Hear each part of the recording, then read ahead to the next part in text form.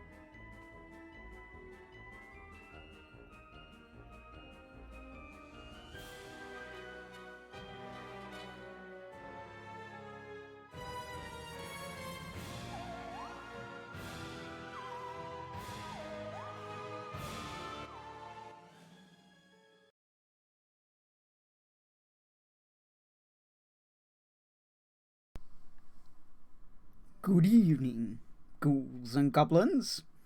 Hello, how you all doing? Haven't seen you in a long time. Might have been just about 2 hours. How are you all doing? Good evening. Yes, evening. It's very unusual. I know. Very weird. Um, Greasy, thank you for your resubscription. Thank you for paying your lives for 1 month. The land so prosper from your coins. Congratulations on the 17 months. That's a long, long time. Congratulations, Greasy, on claiming first, and Chukati on claiming second. Bragging rights are for yours the rest of the stream. Today is a bit of a different stream. First of all, it's evening. Secondly, we're going to be reading a book. Well, novella. It's not very big. But it was a stretch goal from the charity stream on Halloween for Make-A-Wish Foundation. Can't remember what the amount was, but we made it. So yeah, tonight I'll be reading you To Fight the Black Wind by Jennifer Brozak. It is one of the Arkham Horror novellas. Now, these are very hard to get hold of. Like, they don't get... If they get made, it's very limited amount that they get made. They are releasing or have released collection works that contain several of these in one. So if you're interested, just look up Arkham Horror and you will find some great books for that. It is one of my favorite. The Living Card Game is one of my favorite games. I play it like frequently, almost every month.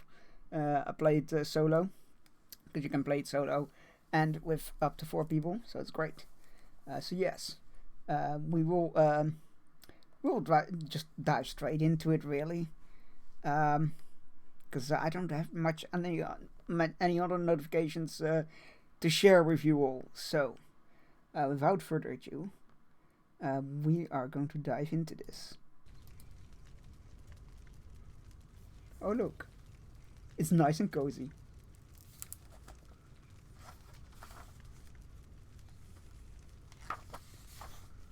Wait, what's this?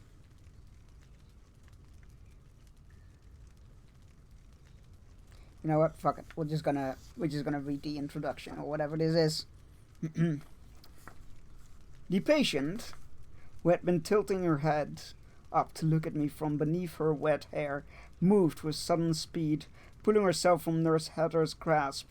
She grabbed my arm and yanked us both to our knees. I found myself gazing into a... Wait, no, this is from the story. I recognize that. I think it's an excerpt. Alright, you know what? Right, the actual introduction. Welcome to Arkham. It is the height of the roaring 20s. Flappers and young fellas dance the Charleston at raucous jazz clubs, gleaming bright with electric lights. Beneath this gilded glamour, bloody turf wars rage, funded by gangsters and crooked cops who frequent rival speakeasies and gambling dens. Amid these changing times, old New England towns hold their secrets close.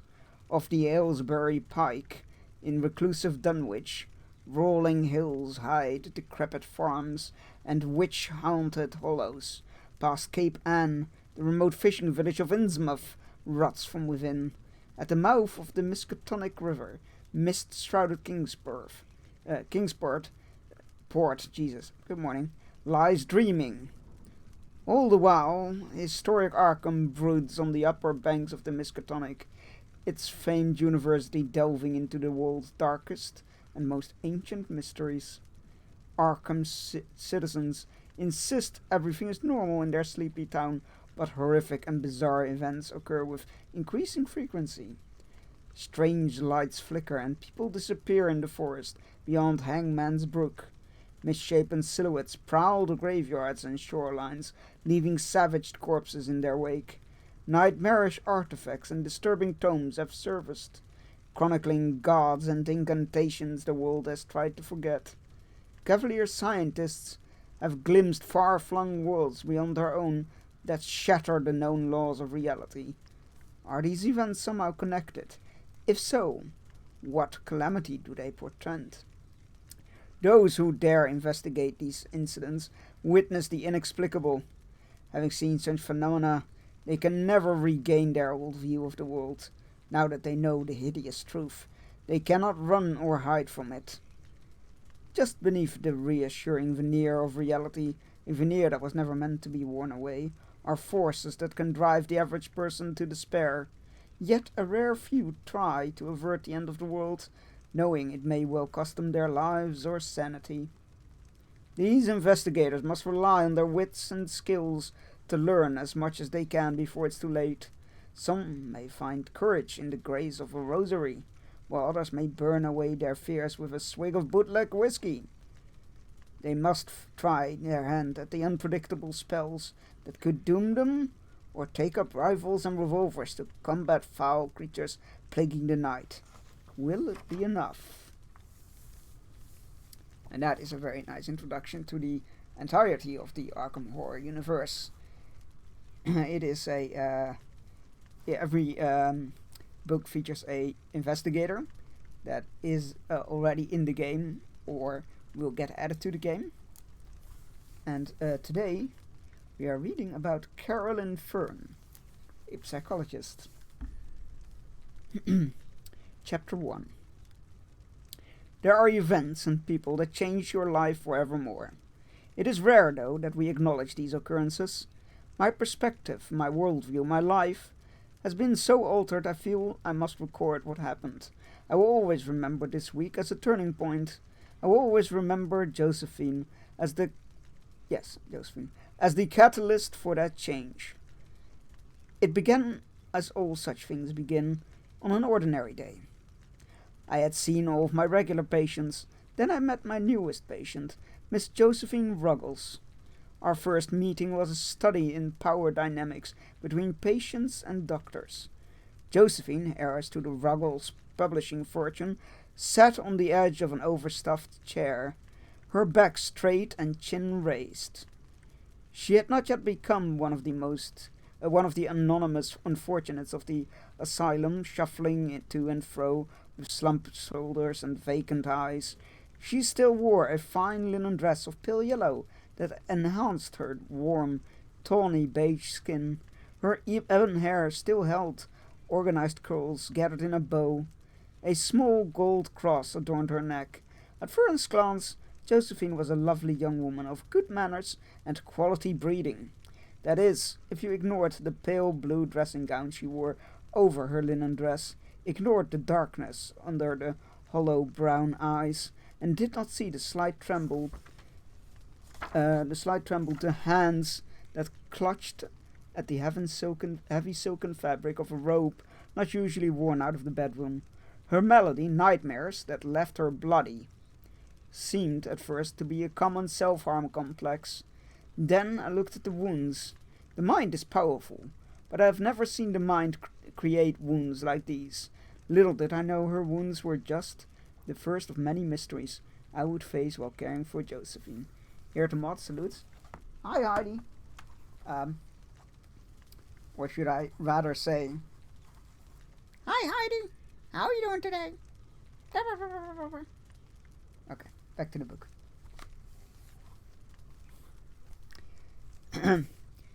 You do not believe me, Dr. Fern. Josephine's voice was a smooth contralto, roughened by fatigue. It was a challenge designed to bring about a black and white reaction. Disbelief brought distrust, while brief allowed the patient to manipulate the doctor. I did neither. We have yet to begin our first session, Miss Ruggles, as Josephine pondered this. I noted which drugs my new patient was taking. All were designed to give blissful, dreamless sleep. You stole my sock puppet? Rage, I mean, cozy. Look, it came out of the washer, and I was like, oh, I need to make a joke with it. Remember, chat, to use the cozy emote. Yes. Josephine gestured to the notes in my hand. You began when you read those, Doctor. You do not believe me. What would I not believe? My patient had nightmares, despite the medication she took to prevent such things, and she harmed herself at night. Something in the way she said doctor made me wonder what kind of encounter she had with Dr. Mintz. Perhaps that was where her aggressive stance stemmed from. There was nothing specific in her records. Then again, many of his more esoteric experiments were never written about in public files. I kept the distaste from my face as I took a seat in the chair next to Josephine's.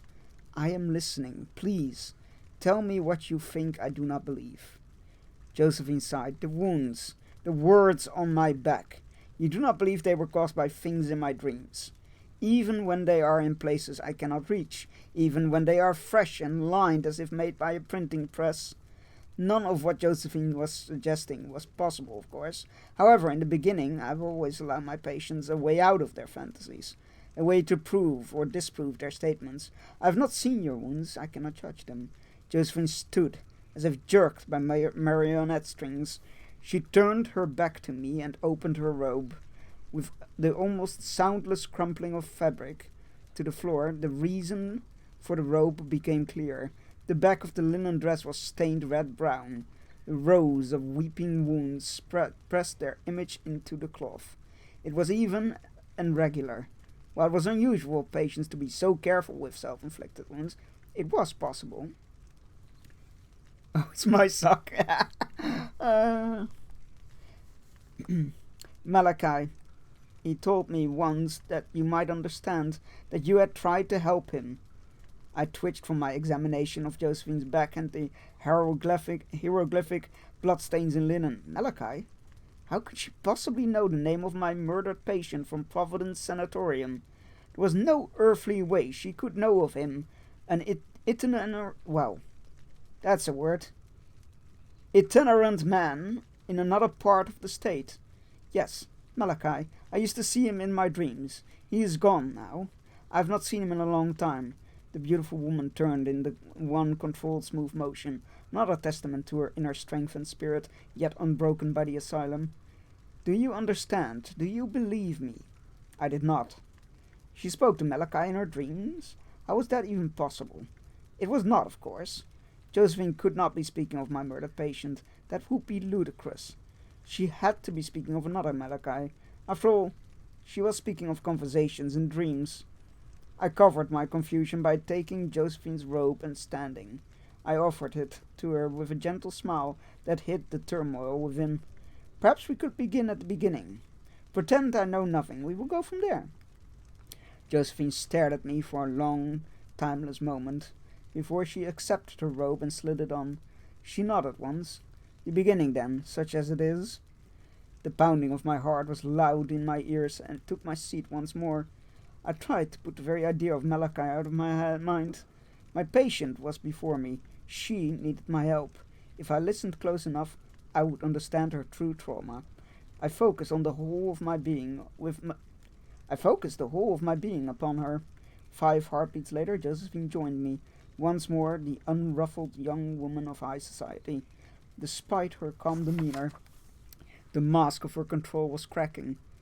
The unconscious flicks of her eyes about my office lingered on the windows and door, as if seeking escape. If I did not work quickly, I would lose her to the asylum. The beginning. 3 weeks ago, I woke up screaming. Even as my maid rushed into my chambers, the nightmare faded.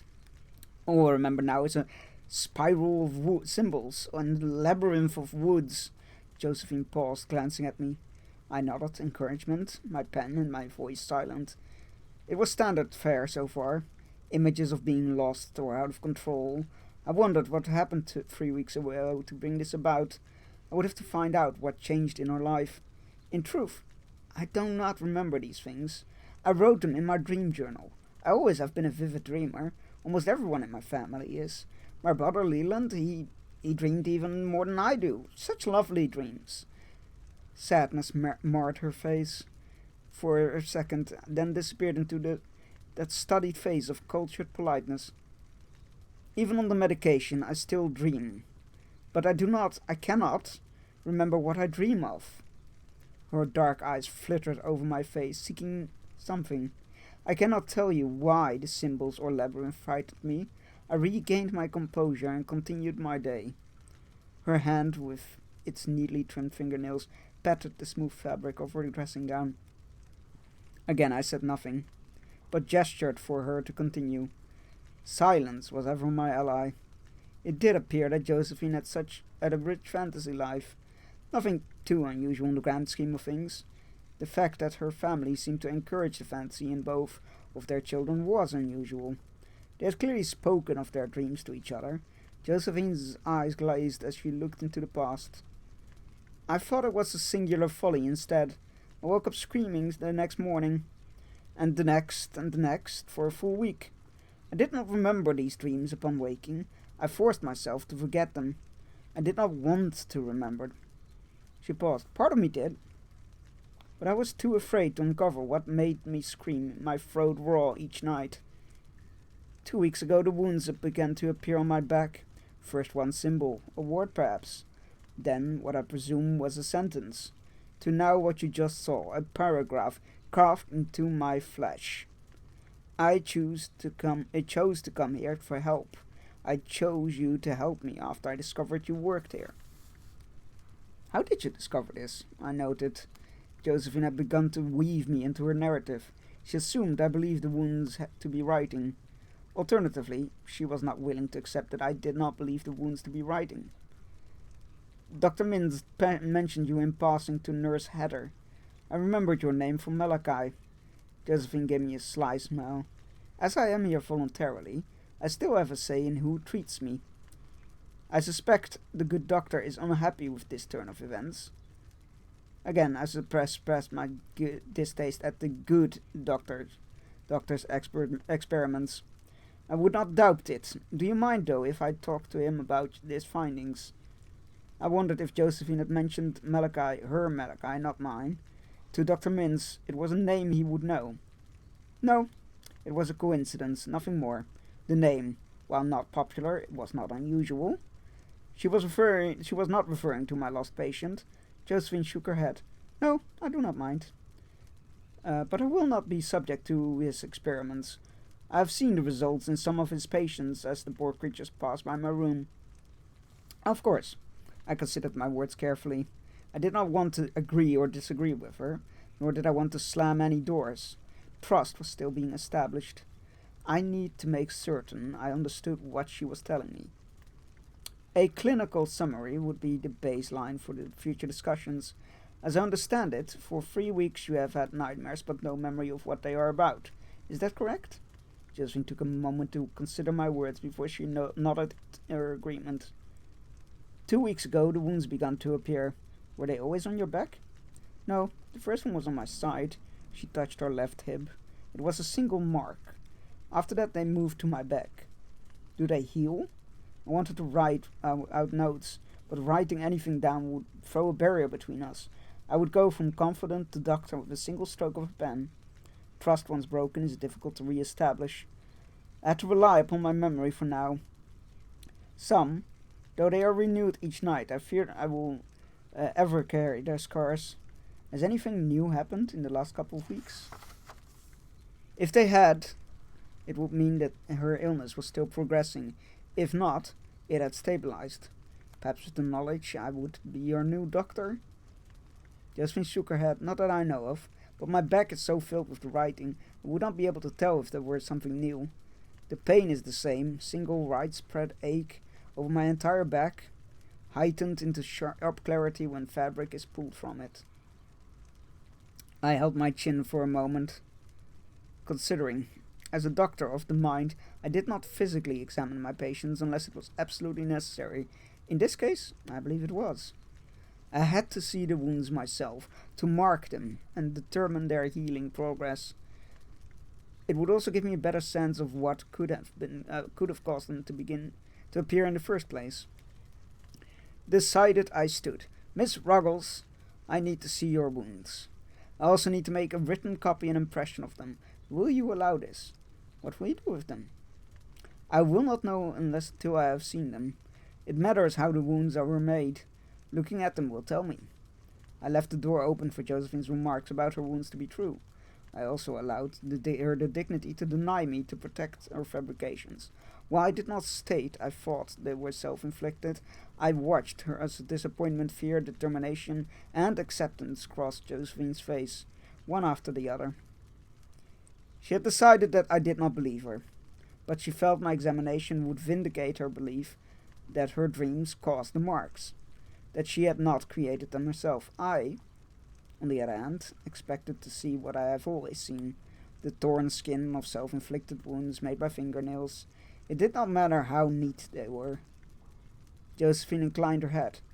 I will allow this. My maid is waiting outside your office. Hannah, Josephine's maid, was a lady's maid in every sense.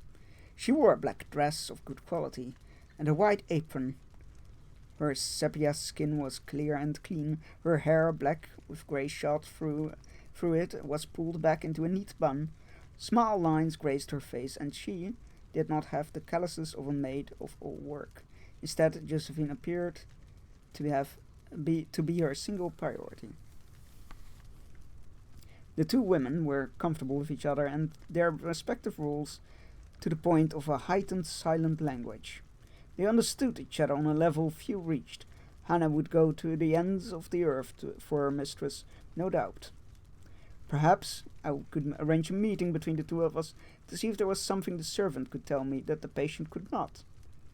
I locked the office door as Hannah helped Josephine with her dress. It was rare for anyone to interrupt me during a session, but it did happen. I wanted no mistakes. A hiss behind me caught my attention. Turning, I saw Hannah peel the linen cloth from Josephine's back. The maid reached for a soft cloth from the basket she had carried in with her, another foresight of the young Miss Ruggles, no doubt. I raised a hand and my voice. Wait, please. Allow me to look first. Hannah glanced at Josephine, nodded her permission. Pardon, ma'am. I usually bind her wounds each morning, except for this morning. At first glance, Josephine's back was a bloody mess. Then the marks became clear. I peered close, focusing in on one of the wounds. Her skin puckered outward, as if the mark had been pushed out rather than scratched into her. As I stared at the wound, As I stared, the wound became a glyph before my eyes. Then the rows of marks became sentences. It was writing. I felt myself drawn into them. It was familiar and alien at the same time. Well? Josephine asked. I shook off the train of thought I had followed and focused back on my task. I could have thought this was writing. They were nothing more than rows of wounds, not glyphs. I needed to determine how the wounds were made. One moment, please.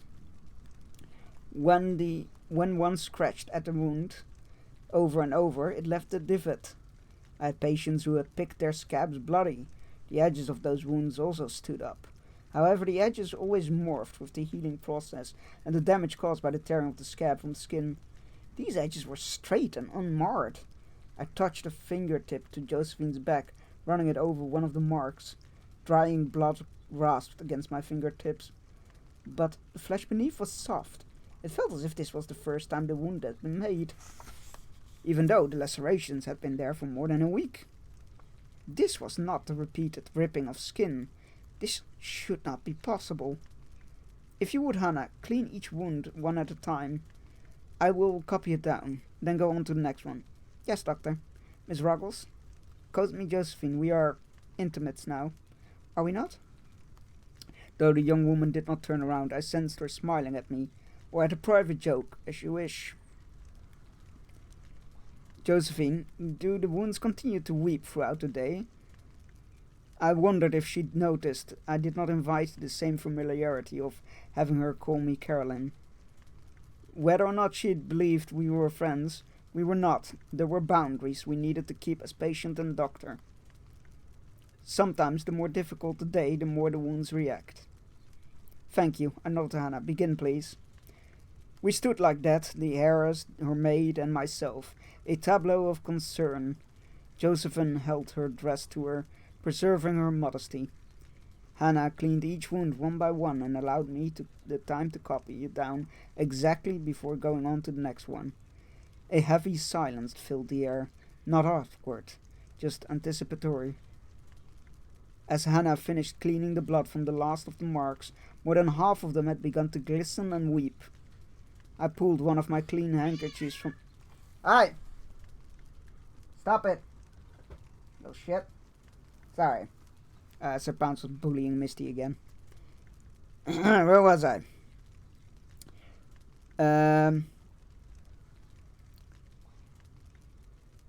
As Hannah finished cleaning the blood from the last of the marks, more than half of them had begun to glisten and weep. I pulled one of my clean handkerchiefs from my desk drawer and unfolded it. We will press this to Josephine's back in a single motion, I instructed the maid. Then it will pull it away as soon as all of the marks show themselves.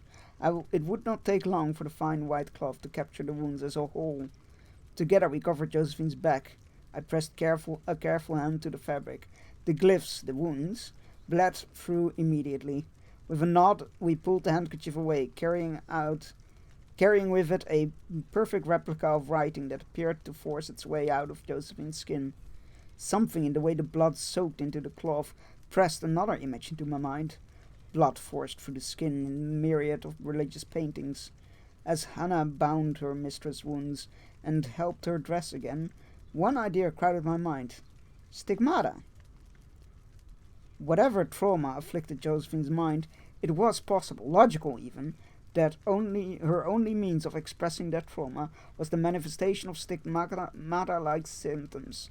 I smiled, relieved. Somehow I had a possible answer. But I would need to consult with the good Dr. Mintz first.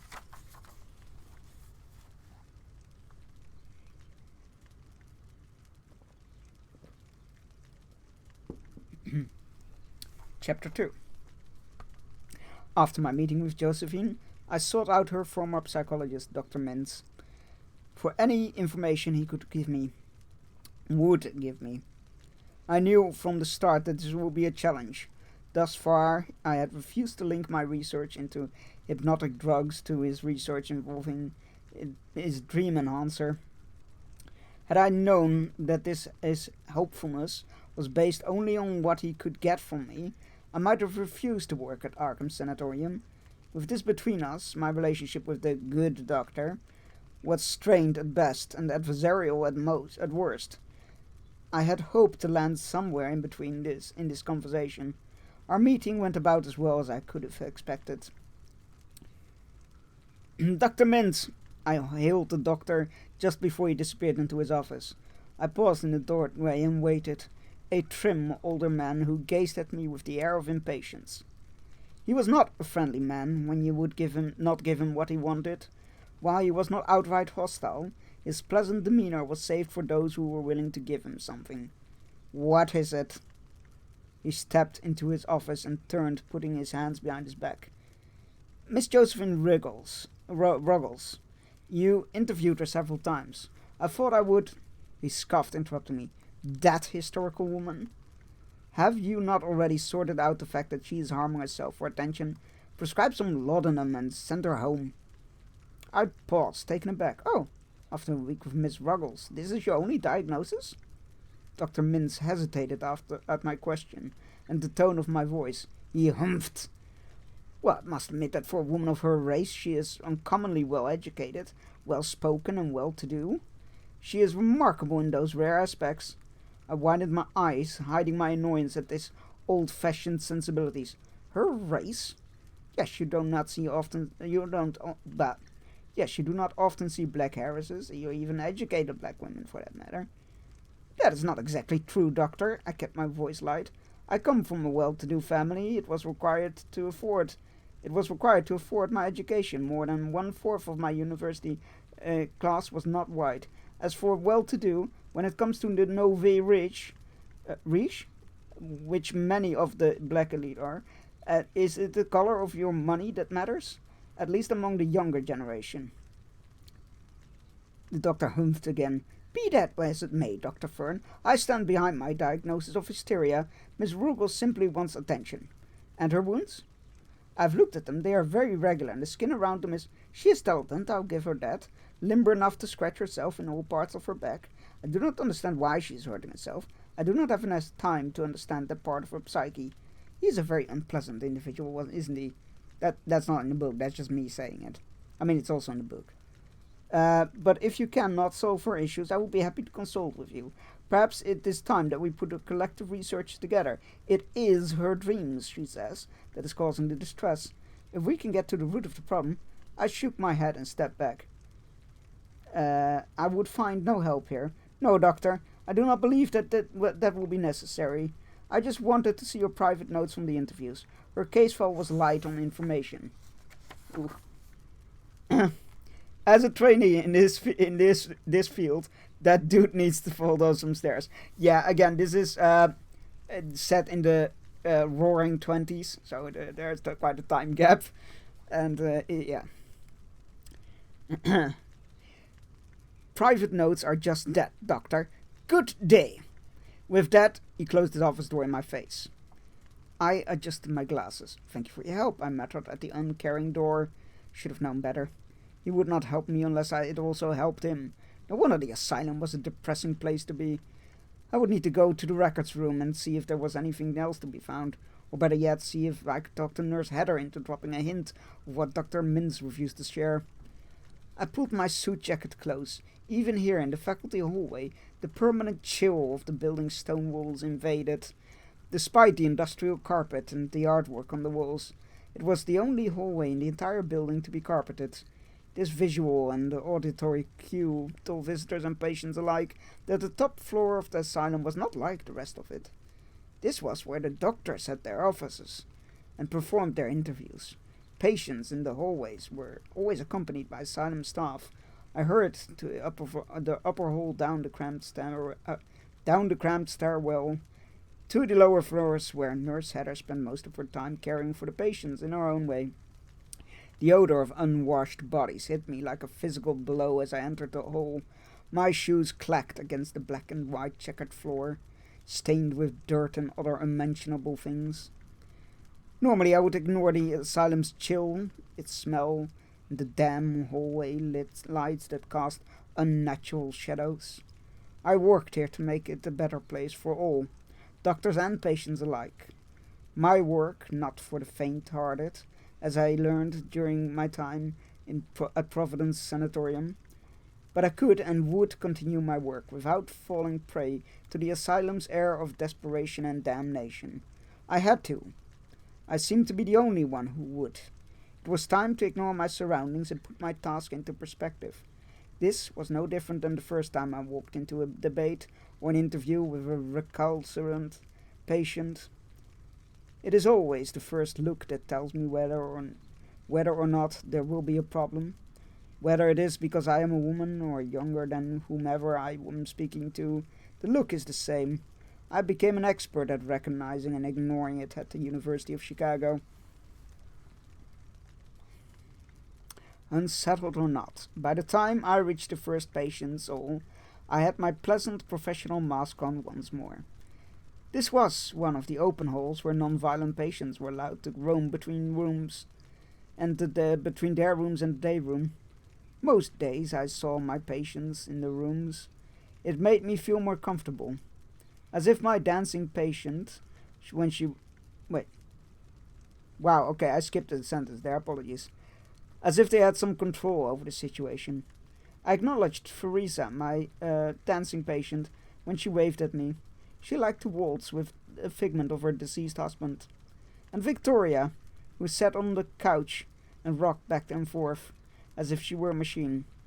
She nodded when she caught my eye, but did not cease her rocking. I found Nurse Heather escorting an unfamiliar patient back from the showers. One of the few locked doors in this on this hall. I believe I would recognize the nurse's posture anywhere, with wide shoulders, a rectangular core, and short cropped greying hair, impossibly stylish in this austere setting. Nurse Heather would look at home in the latest flapper fashions. She always moved with deliberate intensity, like a woman on a mission. In my mind's eye, I could see her marching in a suffrage protest or dancing at a speakeasy with the same intensity. Right now, Nurse Heather was focused on moving her patient through the chilly asylum hallway. Behind her, an orderly strolled on patrol, glancing into the patient's room. I noted that he kept an eye on Nurse Heather and her patient. The patient seemed common enough. Long, wet black hair hung in front of the woman's face, and she had a shuffle of a thoroughly drugged patient. I dismissed her from my mind. She was not my patient, thus not my concern. Nurse Heather, a word if I may. The older woman gave me an automatic thin-lipped smile. She held the patient by one arm as she halted in the middle of the hallway. What is it, Dr. Fern? It is about Josephine Ruggles. I would like Dr. Mintz's files concerning her. I'm sure those files would transfer to your office. She gave me a frown and pulled her patient into stillness with an absent gesture. The patient tilted her head toward our conversation. Not all of them. She gave me a look and I worked to keep my breath steady. I could not stop the flush I felt creep up on my neck and cheeks. I see. Well then, I guess you need to talk to Dr. Mintz. I would, but he's just going to tell me to get them from you, and we both know how he is. She raised her chin to look down her nose at me, suspicion plain on her face. I'll see. The patient, who had been tilting her head up to look at me from beneath her wet hair, moved with a sudden speed, pulling herself from Nurse Heather's grasp. She grabbed my arm and yanked us both to our knees. I found myself gazing into a single golden brown eye, bright as it gave me a gimlet stare, and the rest of her face obscured by her hair.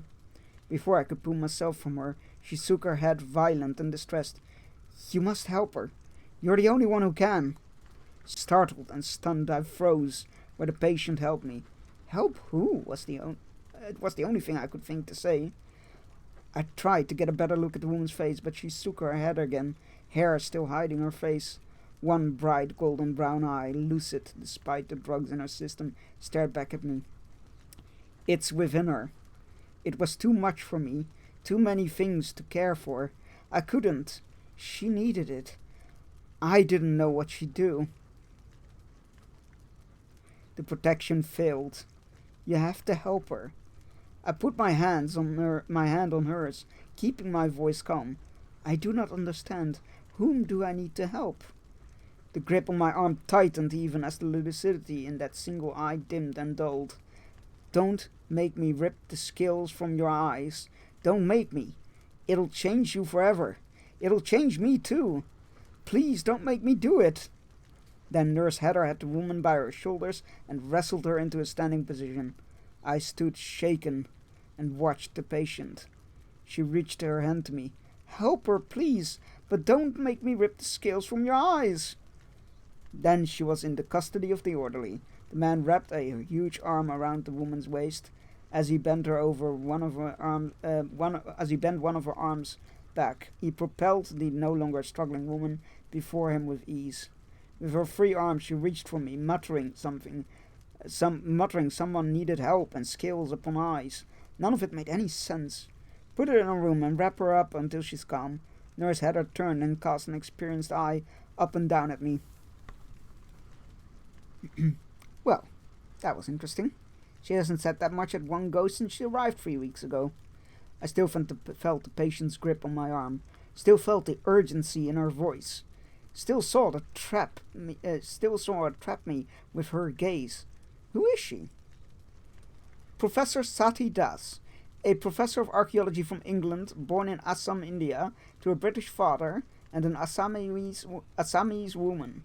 She fell into a coma when visiting some place here on the east coast. She transferred in from St. Mary's after she woke and could only babble nonsense about shards and tomes. It made a strange sort of sense. Her British accent had been tinged with a foreigner's timbre. What did she mean by rip the scales from my eyes? Has she said that sort of thing before? And whom does she want people to help? I held my arm up to my body. It still throbbed with the patient's strength of purpose. I don't know the answers to your questions. She never said such to me. The nurse gave my arm a cursory look, manipulated my wrist, then my elbow. You're fine. You're going to bruise, but that's all.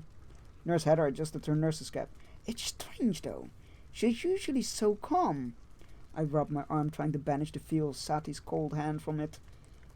Probably Melody she suffers from. We have never seen each other before. Who is her doctor? Dr. Mintz is in charge of her treatment. She is a possible candidate for his dream enhancer. Nurse Heather gazed at me. I have to tell him of the reaction to her when I get those records you want. I nodded, knowing that Dr. Mintz would deny the nurse or give her copies of the useless information he had already sent over. Of course.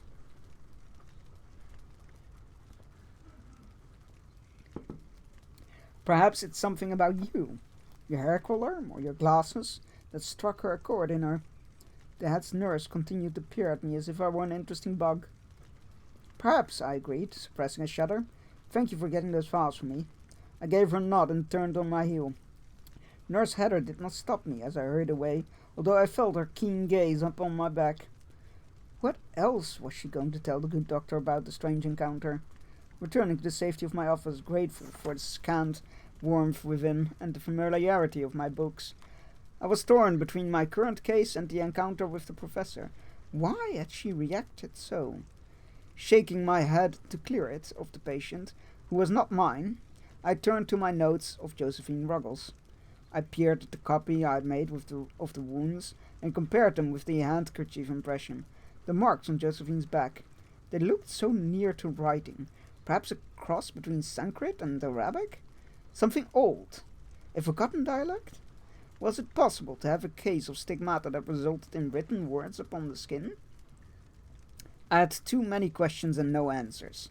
In the meantime, I had to consider my treatment of Josephine from her nightmares. Whether the wounds were self-inflicted or stigmata-like sickness, it was possible, probable even, that she would respond to my hypnotic sessions.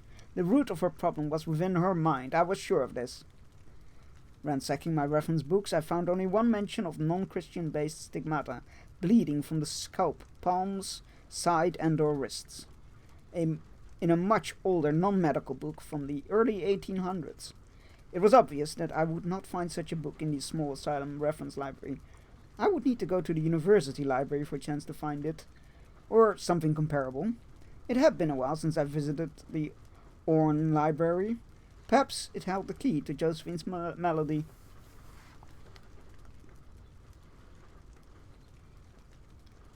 The weather is very thematic over here. It's storming. There's the roof is cracking with the wind. The rain is pounding on the windows. Chapter 3. I grew up moving about the United States. My father was a real man. I'm cold. I'm microwave tea cold. How do you microwave tea cold? It is quite chilly over here as well, but we have a fire to warm yourself in. Just hold your hands up, nice and warm. Ah, that nice warm glow. I grew up moving about the United States.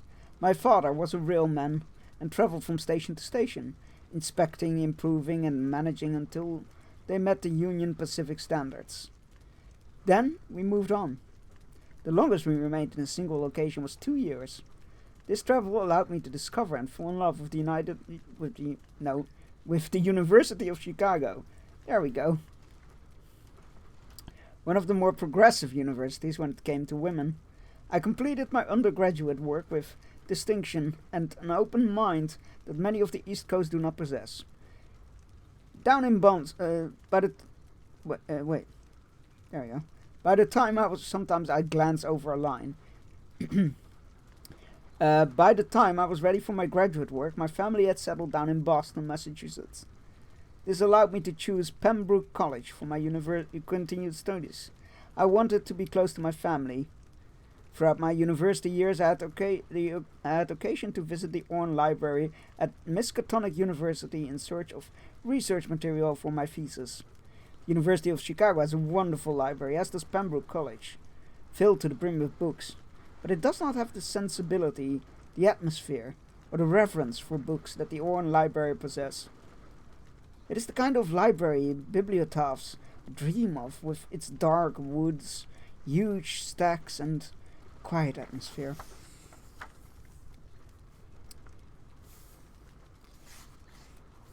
Entering Miskatonic University's Orne Library was like walking onto a hollowed ground. A preternatural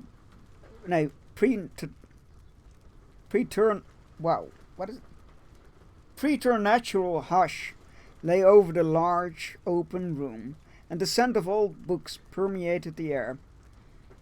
Even my steps against the marbled floors were muted. I sighed, a happy sigh. The library was home. My feet knew the way to the card catalogue. I slipped through the large wooden tables and nodded to the reference librarian, Miss Mayer. If I could not find what I wanted, I would ask her. However, the librarian had taught me I needed to search on my own first, because it is likely that I would come across something I had not considered before. My first round of catalogue searching did bear fruit. Although I was uncertain if any of it would be useful, I had 4 books to begin with. 5 Wounds, the first case of stigmata by Davidson from 1720. The Phenomena of Stigmata, Divine and Diabolic by Spring and Mayhew out of 1895. Stigmata, an Investigation by Hunt and Mead, 1901. The Miracle of Stigmata by Harrington, 1910. Although none of them were medical in nature, they would begin to give me an idea of whether or not Josephine's marks could be from stigmata. While I was collecting the 4 books, I chanced upon one called Written in Blood by Sutherland and Drury Crosset, 1919. It was new, and at first glance appeared to be far more analytical than the first 4 books. I added it to my pile. When I returned to the large wooden tables, I found myself choosing what had once been my usual seat. A table in the back corner that gave me a good view of the rest of the room. One that would limit the number of people walking up behind me. As progressive as both my universities were, that did not stop some of the less enlightened of my peers from pranking the woman in my class. Twice had I had water dumped on me from behind while I was in the library doing my research. Hours of work ruined. Twice I walked back to my room soaked and flushed, with classmates snickering behind my back. Twice was enough. I learned to sit where I could watch the room, the people, and my back. Hours later I had pages of notes on stigmata, but I was not sure if any of it would assist me with Josephine. There were no cases of stigmata appearing while the sufferer slept. There were no cases or even stories of the stigmata wounds spelling out words in any language. Hey Ahmed. Not even stories of stigmata making a design within the flesh. All of the research, if you could call it that, was steeped in religious mysticism and always led back to Christ figure. Even the promising written in blood book came up empty, with the exception of referencing another book, Animalistic Thinking in Regards to Miracles, by Avi Zunger, a Jewish scholar. There was no date given for the book, and I could not find it in the card catalogue. It was time to see Miss Mayer.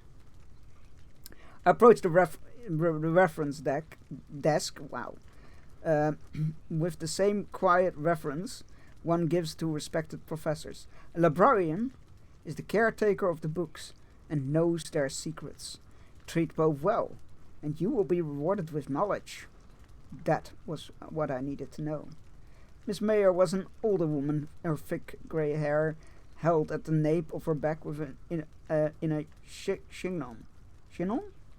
Not sure what it is. Was more grey than black. She wore an impeccable polka-dotted dress and a sweater. She also had reading glasses on a long chain about her neck. Miss Mayer waited until I was at the reference deck to look up. Her eyes brightened with familiarity. Miss Fern, I saw you come in. Is it doctor now? Doctor, I confirmed. Well done, thank you. What may I do for you? I am looking for this book. I showed her the book's name and the author. However, it does not seem to be in the card catalogue. It was mentioned in another book as reference material for the psychology behind miracles and magical thinking in regards to stigmata. The librarian looked away for a silent moment, consulting her mental card catalogue. She nodded to herself. If we have it, there are a couple of places it could be. I won't be long. With that, she left. She left me at the reference desk. Why do I keep thinking it says deck? Reference deck. I said it again, didn't I? Desk. I knew better than to follow her around like a lost puppy. Instead, I returned to the books I returned the books I pulled to their rightful places within the stacks. I also gathered up my things. Either Miss Mayer would find what I needed, or I would be done here. By the time I returned to the reference desk, the librarian was waiting for me. She was bent over a large tome of handwritten notes, a ledger perhaps, or a manifest. I waited quietly until she straightened. This is an interesting book you've requested.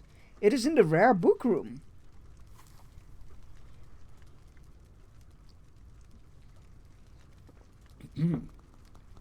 I see. Will I be allowed to look at it? I was not certain. As one of the visiting staff from Asylum, I was permitted some access to the library, but I was not quite sure what privilege that afforded me. Miss Mayer nodded. Yes, but you will be required to stay within the rare book room and use cotton gloves. I trust you have some? Yes, ma'am, I do. I showed her my gloved hands. I had kept the habit of storing cotton gloves, along with my usual gloves, in my handbag at all times. A holdover from spending many hours working with pen and paper at the university. Of course, I wore gloves outside the asylum, but such formality was not needed within it. She wrote something on a note card. The rare book room is on the second floor, to your left, at the end of the hallway. Keep that card with you. It's both reference and, she gave me a knowing smile, a permission slip to be in that room. You will find what you seek on the third bookcase, the second shelf. While it isn't particularly old, it is rare and fragile. Do be careful. I knew the admonishment was automatic. Of course, thank you for your help. You're welcome. Remember that the library closes at 7 tonight, sharp. I shall remember. As I turned towards the stairs, I glanced at my watch. It was already just past 5. I had been here for hours without realizing how much time had passed. That was the way research was. But my patient list was light, and my duties would continue in the morning. For now, I was on the trail of something that might help my newest patient. At the end of the second floor hallway stood an imposing set of double doors. Above the doors, a sign proclaimed this to be the Ruggles Rare Book Room. To the side of the closed doors, a gold and black plaque hung from at eye level I approached it with wary curiosity. Dedicated to Thomas Ruggles, 1846-1918, in honor of his dedication to the printed word and his lifelong commitment to spreading knowledge to one and all. In remembrance of his generous support to the Oran Library, a man faithful to his family, friends, and community. His loss reminds us how important it is for the librarian to guide the novice, transmit culture, and provide information in times of chaos. He will be missed. In loving memory, Alonzo and Nina Ruggles. I touched the raised bronze letters of the last two names. Alonzo and Nina were the names of Josephine's parents. At first blush, it appeared to be an unbelievable coincidence. But then I remembered that Josephine was the heiress to the Ruggles publishing fortune. Of course her grandfather, if that is who Thomas Ruggles was, and her parents supported the university and its library. I opened the doors to the rare book room and took a breath, looking around. Rather than the greys and whites and dark wood of the lower floor, this room was decorated in a lighter shades of brown and beige. I turned up the lights. Heavy russet drapes blocked all natural light from the delicate books. The temperature was cool but dry. I closed the doors to preserve the climate. Ochre bookcases with glass fronts lined the walls with two sets of shelves. Had a brass number on top of it. So much esoteric knowledge. It made my head spin. Even the floor was a mixture of light and dark woods in a spiraling pattern, a striking contrast to the lower level's marble floor. Knowing that time was of the essence, I moved to the third bookcase and opened the glass doors. Each of them could be locked, it seemed, and I wondered if the librarians locked the shelves or just the rare book room at night. The unmistakable scent of antique books greeted me like an old friend. Even as I scanned the second shelf for the book I wanted, I noticed that there was no dust. The librarians tended to this room and its valuable contents well. My treasure found, I settled at one of the tables to read. Animalistic Thinking in Regards to Miracles, and by Avi Zanger, had been written in Hebrew and translated into English. Most likely this had been a student's graduate project, written from back to front. In a page of neatly typed English translation had been stuck between the book's pages, with marks of corresponding works in the original writing.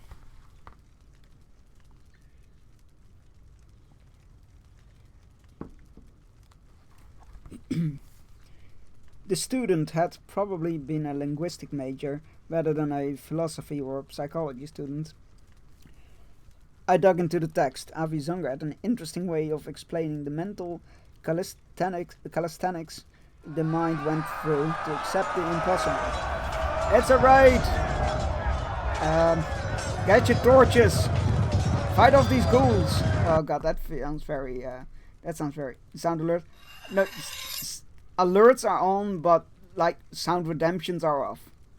Little Purple Kitten is now, thank you for following, thank you for pledging your banner store to us. From Stone Cold and the Mouse and Irony, so when my mods rebel against me once more. I thought it was already following. I thought you were already were as well, so maybe it's an accidental unfollow, like Twitch unfollow. I know Kironicus, I believe it was, saw, or maybe Clementine. Somebody. They saw themselves get unfollowed from a stream while they were in the stream.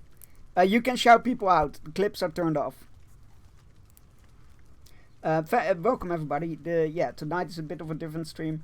We are reading To Fight the Black Wind, which is about a psychologist whose new patient is has writing on her back in her flesh.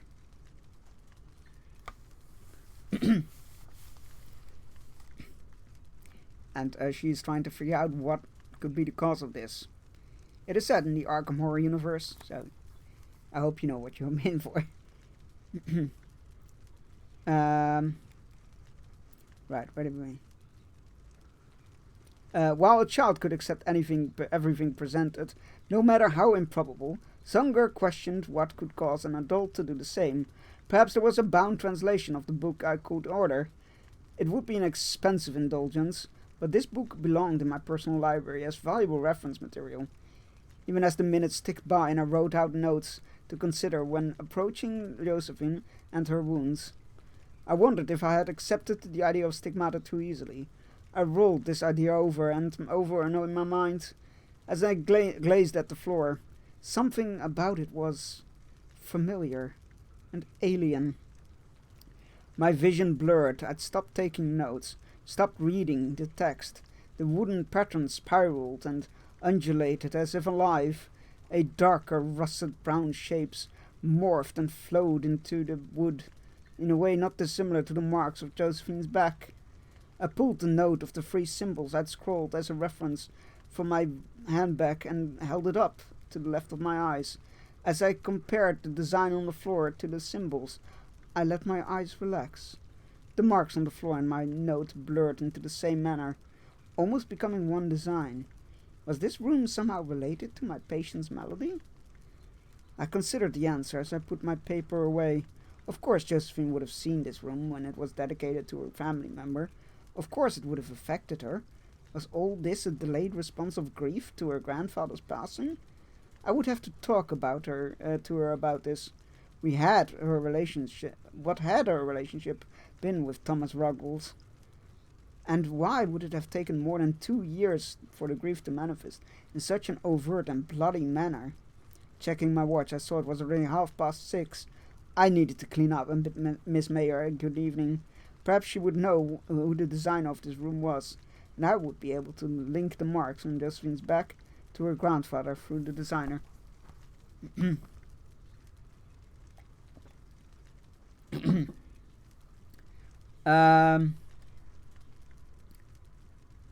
I came in a bit later than planned, but I was gotten a big signing cutscene. Oh, that's okay.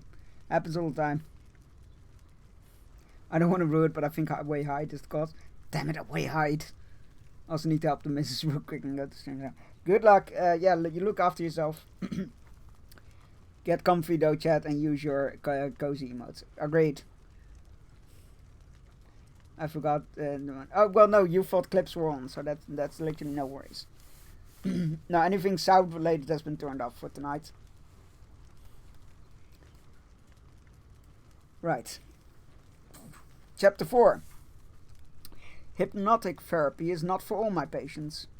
Many are too untrusting, temperamental, or are unwilling to relax enough to explore their inner thoughts through the guided technique.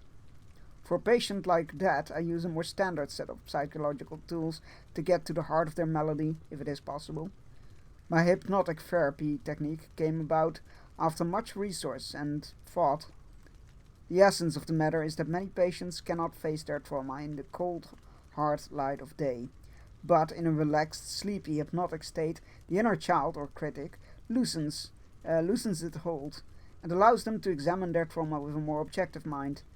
I was fortunate that the chemist in Providence Sanatorium was willing to converse with me and come up with a concoction that I use today. The sedative relaxes both the body and the mind without causing blackouts. It is enough to still the discomfort of those unable to relax and open the mind to suggestion, allowing the patient to be led down difficult paths, to examine their own fear and trauma. They remain just conscious enough to be aware of me, my guiding authority and my representation of safety. This is what I had decided Josephine needed. I was right.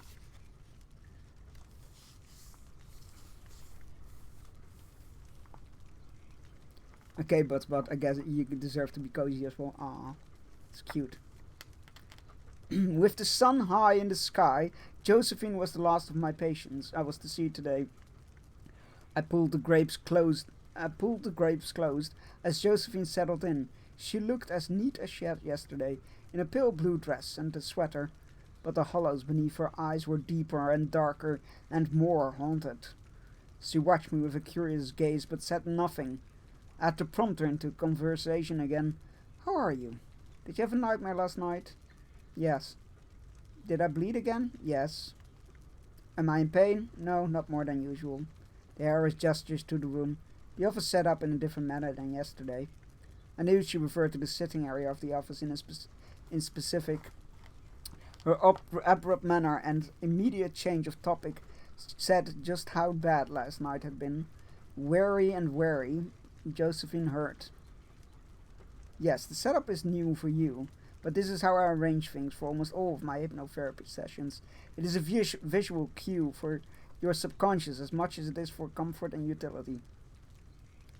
The two overstuffed armchairs sat across from each other, with the coffee table just to the side. The low table held my papers from her file, my examination notes, the library research. The sedative I like to use, syringe and a drug bottle, sat on top of it all, next to the light enhancer. I sat down across from her. We were very close, with our knees no more than a couple of hand breaths apart. This closeness inspired trust and honesty for some patients, like Josephine. Others I had to sit much further away. After some careful thought, I had some ideas about your case. Have you experienced anything tragic in the last couple of years, loss perhaps? Josephine considered this for a long moment. I've had losses, yes, though I cannot think of anything I could consider tragic. The loss of a family member or childhood friend? She shook her head. Not in the last couple of years. Repression was a natural reaction to the pain of losing a loved one. It is not unusual for my patients to be unaware of both their loss and the mark it left on their psyche. I believe your wounds may be a unique case of stigmata-like symptoms born of grief. Josephine watched me, waiting for me to elaborate. When I did not, her rigid posture relaxed. Grief? Who am I grieving for? Grief, I confirmed. We will speak of that soon. Her face shifted from confusion to surprise and grateful relief. You believe me? I didn't harm myself? That it did? I believe you. Josephine had dismissed the idea she was suffering from grief because I might actually believe her. This relief and gratitude would make her much more amenable to her hypnotherapy session. I would need to use this. Another note of interest until this moment, she had not used a contraction with me. Perhaps it was a sign of high emotion. I would watch for it and determine its trigger. Unconscious mannerisms rarely lied, even when the patient was well guarded. I gave myself a mental note to notice any and all contractions she used. Josephine closed her eyes. Thank you. You are aware that I use hypnotherapy with my patients to get to the roots of their problems. She nodded. I would like to use this technique on you. What does it require? Suspicion returned to her voice and stiffened her posture as she opened her eyes once more. What will it feel like? It sounds unusual. It is unusual, odd and strange. Some of my colleagues have called me crazy. However, they cannot deny my results, or my number of cured patients. I shrugged. It required nothing from you, except your willingness to proceed. You cannot hypnotize a person who does not wish to be. They must be willing. I gestured to the syringe and the bottle of clear liquid. This is a sedative. Again, it is not required, but it does relax the patient and make them more willing to go on the hypnotic journey. If I do this, what will we do? We will journey into your mind. We will find the source of your pain. Josephine locked eyes with me. You will be with me? It was a question, a plea, and on the outside edges it was a command. She was a woman used to being obeyed. I will be with you the entire time. I will not leave your side. My mind is a dangerous place if my nightmares are any indication. It was a challenge. I nodded. That may well be, but I will not leave your side while we are in session. You are safe with me. This was a promise I gave all my patients, and I held my promises dear. Hey, Patty. Hey, Small. I survived the meeting. That's great news. Really glad to hear that. Hope it went smoothly. Her smile was brittle. I do not believe that is true, Doctor, but I believe you are sincere. With that she unbuttoned the cuff of one of her sleeves and pulled both the sweater and the linen fabric up, exposing her forearm. She offered it to me. I didn't hesitate. I prepared the sedative and administered it. All the while I spoke, part distraction, part information. In my research, I came across a scholar who investigated the way the mind reacted when presented with the impossible. Miracles, magic, the supernatural. When we are young, we accept these things because we don't know that we shouldn't. The same thing happens in dreams. When we are older, we are presented with such. We reject it until we have no other explanation. In dreams, we revert to our childlike state of acceptance of the impossible because our minds do not let us know it is impossible. This is what hypnotherapy will do? Yes. I pressed the cotton ball to the objection side before covering it up with a bandage. I even helped her straighten out her sleeve and button her cuff, as if I were a stand-in for Hannah. If we are expecting something miraculous to occur, it is as if our minds regress to an innocent state of acceptance. Thus, when the event happens, we accept it without question. I dimmed the lights until one light shone above and beyond Josephine. This is what I want you to do. I want you to acknowledge and accept every thought that comes to your head as we journey. No matter what you think, you will be safe. I shall be by your side. Do you promise? Josephine's voice already had the soft quality of one relaxed. I saw her slump against the comfortable chair.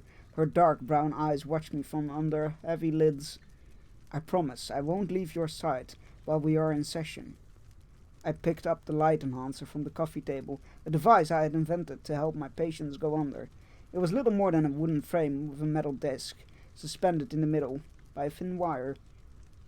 I sat down across from her. Focus your attention here, on this disc, Josephine. I set the disc rocking back and forth. The moving light played over her face. Josephine smiled. No watch? No watch, I confirmed. This is therapy, not a sideshow act. No need for that flashy watch to catch the eyes of both an audience and participant. Just this. Just you. Just me.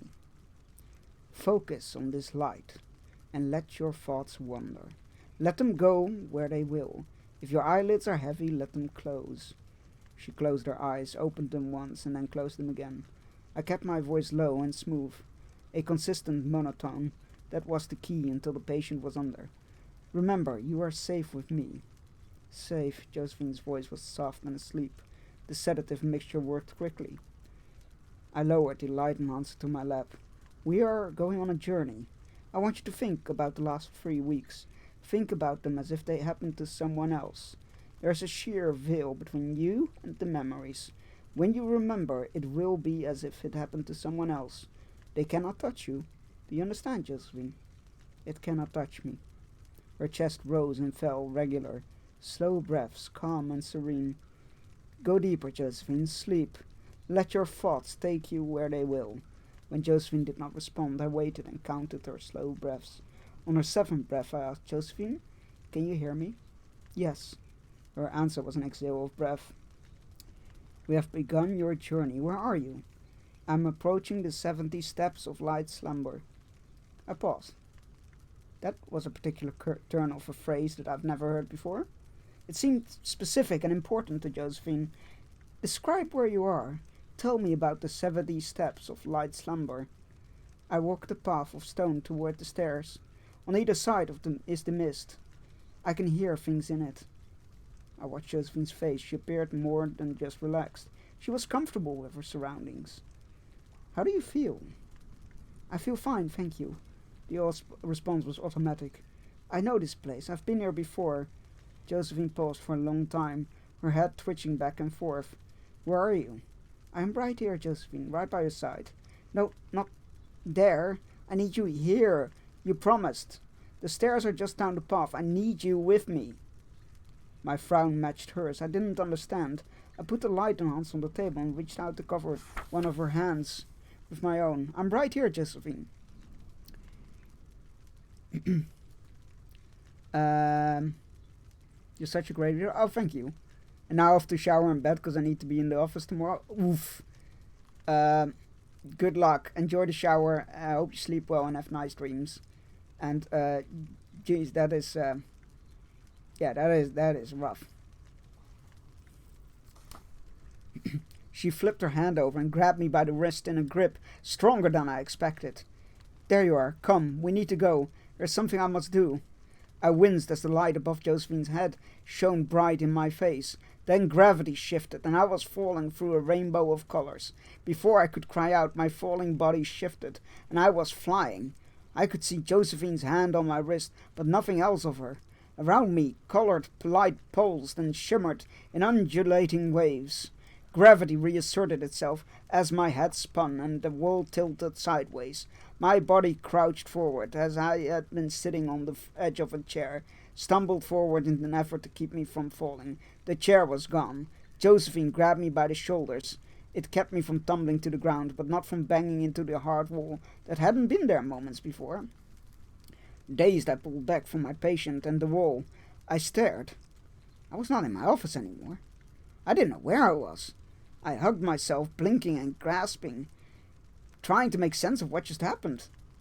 We were in a stone corridor without any windows or doors. The air was fresh with a faint tinge of wetness. It reminded me of a little of the asylum, but the smell was wrong. Wetter, loamier. I looked for the lights, saw none, and wondered how the hallway was illuminated. The walls were cool and moist to the touch. More importantly, they were solid. It was impossible. The wet chill, so familiar and so different from the normal atmosphere of the asylum, told me otherwise.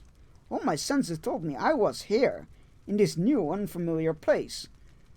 Josephine stood halfway between me and the darkness at the end of the hallway. A hallway which hadn't been there before. One I don't recognize. Where are we? She tilted her head and gave me the kind of look that you give a particularly slow student when the answer is obvious. The Dreamlands, of course. I walked to her, noting that she no longer wore a dress. Instead, she wore the kind of thing a working archaeologist might wear in the field. Pants, boots, shirt, gloves, belt, with canteen, and a vest. Everything had changed. I was still in my usual work attire. Long skirt, blouse, warm suit jacket, stockings, sensible shoes. It was the same as before. I don't understand. We were in my office. Josephine let out a slow breath. We don't have time for this. I have a task to perform. What task? My mind spun, confused. We'd just been in a therapy session in my office. How had we gotten here? Once we get down the stairs, she turned and walked down the corridor. I rubbed my face and looked again. The stone corridor was still there. I followed her at a slower pace, grappling with this turn of events. Perhaps my foray into anomalous thinking put me into a similar hypnotic state. Perhaps that was what needed with Josephine's case. I struggled to put myself back into the doctor's state of mind to regain my equilibrium. Josephine, describe me what you see. She stopped and turned to me. You see what I see, don't you? You mentioned mist before. I don't see any mist. Oh, well, there's a stone path that is black and worn, but not dusty. All around us is mist and shadows. Within the mist, above there, is a purple sky with purple clouds. She gestured to each area as she spoke. What do you see? I took a slow breath, working hard to remain calm, or to at least appear to be calm. I could not panic. I would not panic. I had my patient's mental health to consider. I see a long stone corridor that leads into darkness. I pointed down the hallway. It is cool and damp. I don't know where the light comes from. I watched her with a keen eye to see what her response would be to the fact that I disagreed with what she said was around us. Her response was not as I expected. Josephine laughed and clapped her hands together with delight. Well, that's the Dreamlands. It's a bit different for everyone. Still, you see the same path I do, leading to the same direction. That's enough for now. She turned away and walked toward the darkness. The farther she went, the more the darkness receded. I could almost see a door at the end of the hall. As I moved to follow her, a small hand touched my arm. Behind me was a child in tan shorts, white shirt, beige tie, and a tan jacket. He also wore black knee socks and black shoes. What can I do for you? I asked. You understand you are making a huge mistake, yes? The child gave a contemptuous sniff. That woman is hysterical. If you follow her, you will fall into her delusions. Miss Ruggles is my patient, Dr. Mintz. I will do what I believe is best. Right now, it is a joint hypnotherapy session. Eyeing the spoiled child, part of me understood this version of Dr. Mintz was my subconscious fighting against the realistic turn of the therapy session taken. Dr. Mintz was jealous of my skill and ability to help my patients without torturing them, and so in my mind had transformed him into the form of a petulant little boy. "You will regret this," he warned. "No, I won't. If you'll excuse me, I'm very busy." I turned from the child and felt the door close behind me. Josephine stood there with a smile. She gestured before us, the 70 steps of light slumber. Though we had not moved, the corridor was gone. We were on the edge of a cliff, at the top of a set of steep stairs. They were wooden and interconnected by stiff wires that kept them still as they hung in the air, without a visible means of support. It was a straight line down to an island landing, also suspended in mid-air. On this landing there was a huge gate that spanned the width of the width of the rocky platform, gold, bronze, and glimmering. The gate reached skyward and appeared to go on forever, disappearing into the rolling darkness above that reminded me of storm clouds. I looked down and saw the cliff edge we stood on jutted out over nothing. Not darkness, just nothing. It was all my mind could compare to. My stomach flip-flopped. I stepped backwards. "Time to go, Doctor," Josephine beckoned before she took to those fragile stairs. The only touchstone above the chasm of nothingness. I looked down to the landing again. This time I saw 2 robed figures, one in red, one in black, standing before the gates. Each held a huge weapon at the ready.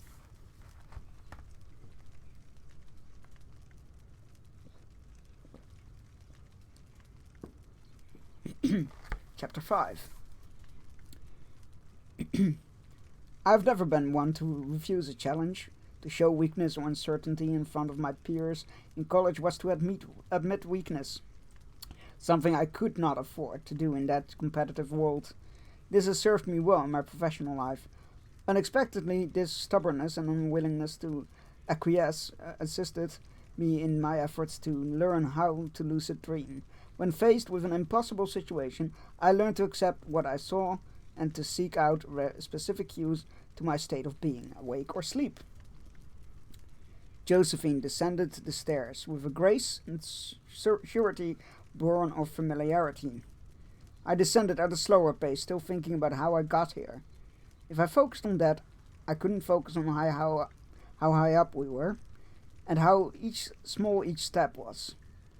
I was still within my office, but somehow I was also in a hypnotic state. This wasn't real. It couldn't be. Was I lucid dreaming? I tested this. Looking down and to the left, I asked, "Am I awake?" I looked up and around, and I was still upon the wooden stairs. I felt awake. I looked at my wristwatch. 3:11. 11 past 3. I looked away and I looked at it again. Still 11 past 3. In dreams, I had never been able to read my watch a second time, ergo I was awake. I looked at my blue skirt and thought, I should be wearing pants. I need pants for an adventure. Before my eyes, my skirt shimmered into pants. Rather than being startled, I relaxed. I was in a hypnotic dream state, both dreaming and awake. It accounted for the conflict of visual clues. My will was strong enough to control it. I could just remember the truth of the reality I was now in. Movement caught my eye. The robed figures below crossed their weapons before Josephine. How had she gotten so far behind of me? So far ahead of me? I promised to stay by her side. Heart racing, I descended the stairs faster than comfortable, almost stumbling. A fall would be disastrous. There was nothing except endless chasm below. Even as the robed figures straightened and allowed Josephine to pass, I wondered if it was this fall that made people of the edge of sleep awake. Jerk awake. Pushing the thought away, I hurried down the stairs. Josephine, wait! She paused, a beige-clad black woman on the side of the gold-barred gates. You have not been here before. You must show Nasht and Kamanta that you are strong enough to survive the 700 steps of deep slumber. Although she was far away, she didn't yell. I could hear as if she stood by my side. How? I ran in an uneven gait toward them, keeping my eyes on the landing. I refused to look elsewhere. You will know. Josephine turned her back to me and waited. I slowed as I reached the Guardians, for they could be nothing else. They were huge, at least twice as tall and twice as wide as a man. Up close, the robes were identical, except for the colors. Both had similar beards, but I couldn't see their faces. The beards, brown, too long, evenly trimmed, hung to their chests. The hoods that obscured their faces stood irregular from their heads, as if they were crowns beneath the fabric. They crossed their weapons, a halberd and a scythe, before the gate and remained silent. I waited, keeping my own silence. Time is of the essence. It was Josephine. Her words were whispered in my ear, as though she had not turned around. Mustering my courage, I raised my chin. I will pass. I have a job to do. In response, each guardian held out a closed fist. Which hand revives the dead? Although neither guardian spoke, the voice was all around me. Both robed figures opened their fists, just long enough for me to see a crushed butterfly within before closing them again. I bowed my head and thought it was a test. One of mental fortitude. It was a trick as well. It had to be. Some part of my subconscious created this challenge to show me how difficult Josephine's case would be, and to prove to her that I was up for the challenge. I concentrated and held out two closed fists. I raised my hands. These hands revived the dead, and with that I opened my hands and released two butterflies, both very much alive. The guardians, Nasht and Kamanta, opened their empty hands before they straightened their weapons and allowed me access to the gate. Holding my breath, I approached and pulled the gold bars. The gates didn't move. They seemed rooted deep within the rock. I peered close, glimmering in gold, just far enough apart that I could be able to slide through them. As Josephine said, time was of the essence. Perhaps she feared that the longer she spent in the asylum, the more likely Dr. Mintz would turn her into one of his experimental subjects. I pushed through the bars. It was tight, but they bowed, allowing me to pass. Josephine waited at the head of another possibly steep set of stairs that had no rail and disappeared into the darkness below. They looked exactly like the stairs I had already traversed. I didn't want to go down another set of stairs like that again. I looked back at the gate. The bars were tightly spaced. I shouldn't have been able to push through that. My mind gnawed on this. Josephine touched my arm. We must go. Where? She nodded down the stairs that terrified me. The 700 steps of the deeper slumber. At the bottom, we will reach the enchanted wood. Josephine continued to improve. Her cheeks flushed with exhilaration, and the darkness beneath her eyes had all but disappeared. Her speech had returned to its normal formality. How do you know this? Josephine shrugged and looked round. I've been here before. This is the beginning of every journey. Tell me what you see. Pants! American pants, I'm afraid, in this case. Back furniture moved, wife deposited in bed, who was feeling really ill. Oh no! Sending her all the well wishes, hope she feels better. That's horrible.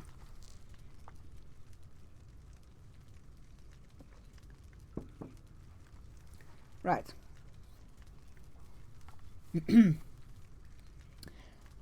She glanced at my face, searching for something before she turned to our surroundings. The stairs spiral down. They are marble. The handrail is wrought iron. All around us the sun shines, and puffy clouds drift through. Within the clouds, butterflies play. As she spoke, I imagined what she described.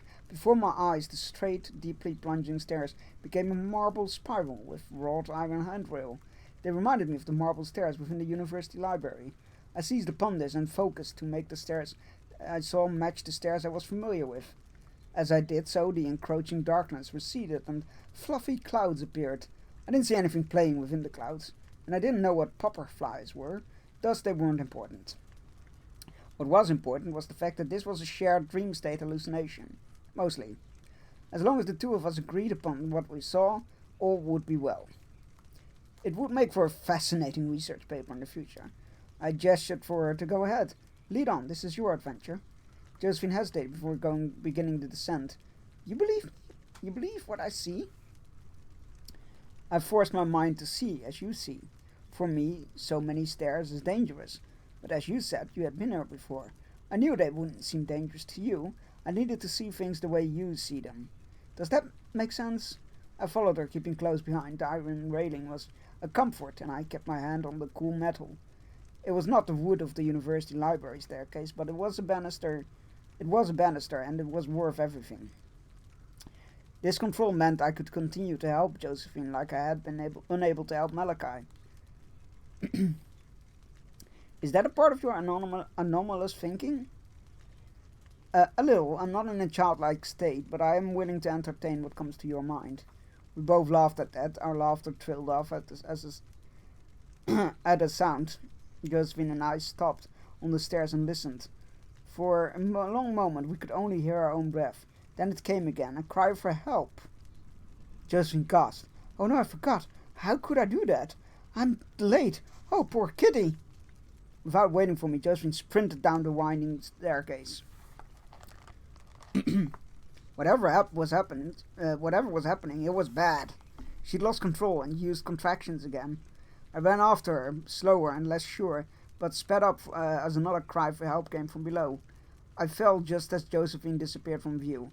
Tumbling down the stairs, banged my head against the railing and rebounded, rolling over and over. My head struck the corner of a marble stair.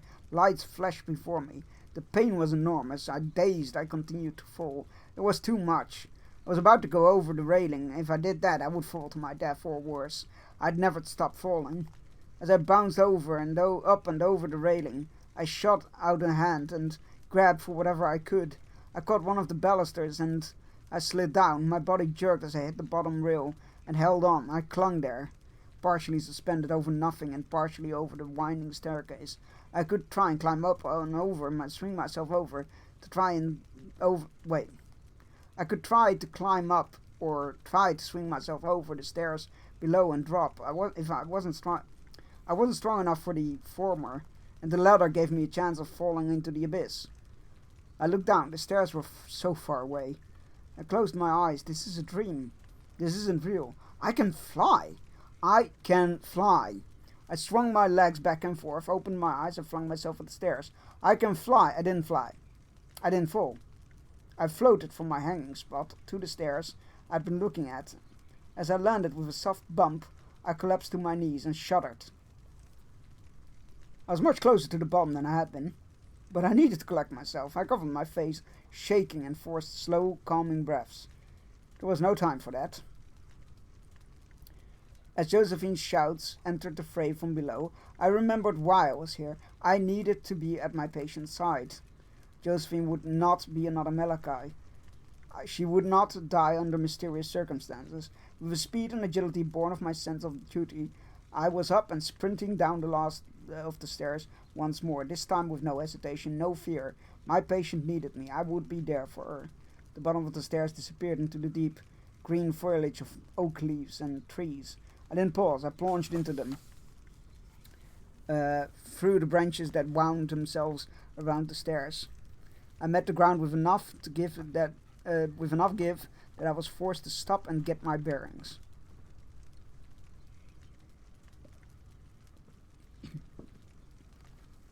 It was the loamy. It was the loamy soil of a deep forest, covered in years of fallen leaves that hid gnarled roots and ankle-breaking holes. I pushed myself to my knees, and all around me, the glowing fungi dotted the forest floor. This must be the enchanted wood. Things rustled in the underbrush as I looked for Josephine. Things I didn't want to see. Some of the oak leaves appeared to be fighting vines that threatened to strangle them. As I watched, a vine shifted and slithered around a thick branch as if it was alive, sentient. Shouts broke through my horrified fascination. Two voices rose above the squeaks and chatter of animals. Josephine shouted, Get away from him!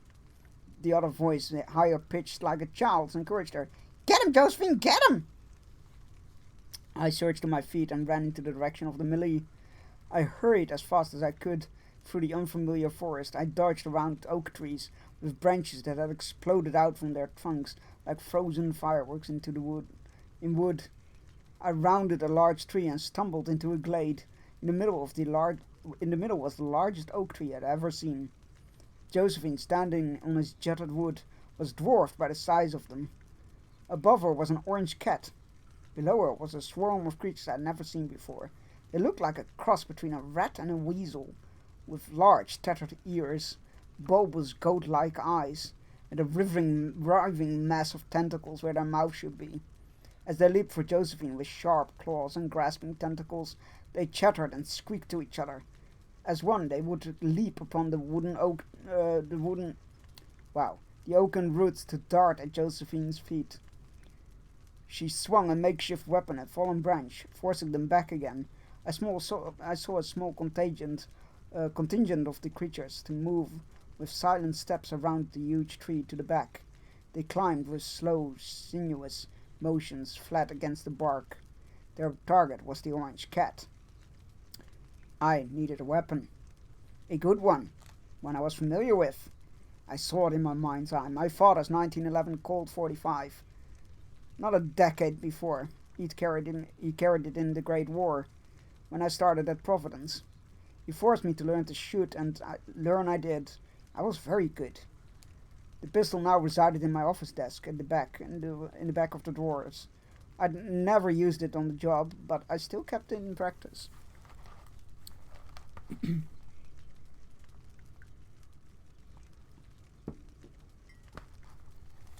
Even as I thought about the pistol, I felt its weight in my hands. Oh my god, it's another raid! JFH Cosplay, hello!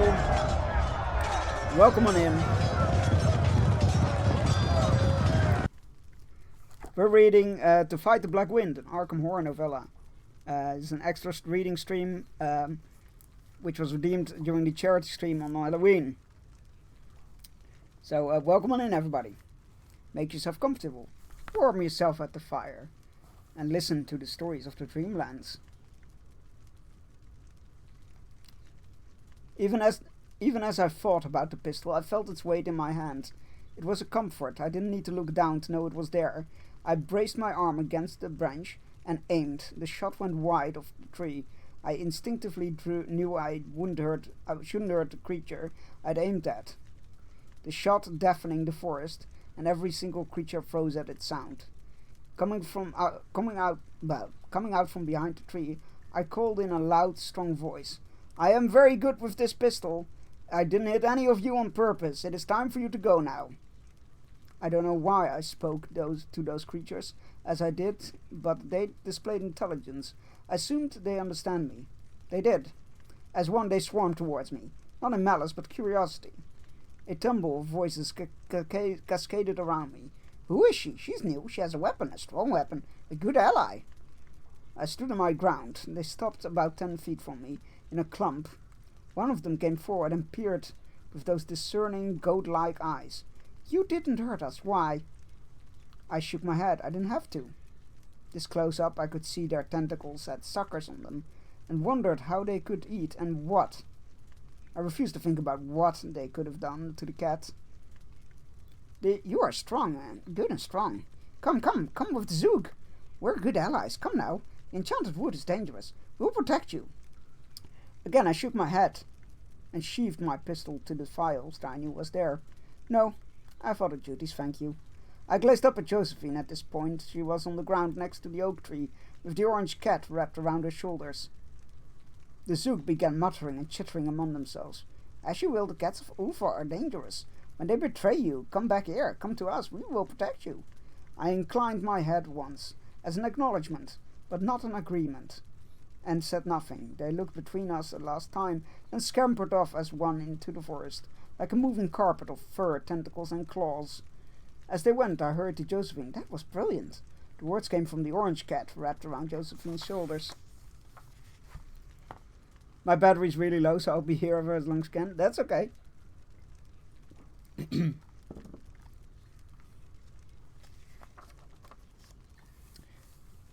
didn't have to? Yes, everybody gets shouted out.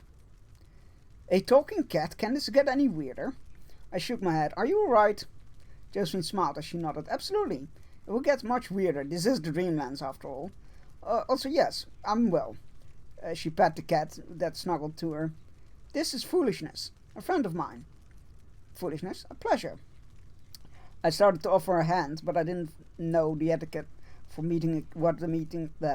I didn't know what the etiquette for meeting a cat was. I settled for crossing my arms. What are you doing out here? The cat yawned. I do what I'm supposed to. I'm foolish. I walk in the enchanted forest alone. I get harried by the Zoog. You know, you or someone like you rescues me. We all have our parts to play in keeping the Dreamlands as stable as it can be. I looked around the glade at the huge oak tree in front of us. The world looked stable enough. Grass peeked up through the fallen leaves. Tiny flowers made of colored paper adorned the winding tree roots that edged the glade. The sun shone overhead. It even looked as if some of the trees were smiling. Foolishness stood on Josephine's shoulder, stretched, and then jumped down. Come along. I'm sure you wish to insightful. She'll know what you're doing here. With that, he strode off towards the path in the forest that I hadn't noticed before. Josephine linked an arm through mine and led me down the open road. Flowers appeared at our sides as we passed by. I love that kitty. He is his namesake, but he is an ally. You know him? The trees above us made a natural tunnel of green and gold at the top that morphed into the darkness filled with fungi and scuttling creatures at the bottom. I kept my eyes and attention on the orange cat strutting in front of us, with tail held high. Oh yes, I've rescued him dozens of times. Have you ever failed to rescue him? Josephine didn't respond, but from the look of her face the answer was yes. Ahead the forest thinned and ended as tree branches parted, allowing us passage.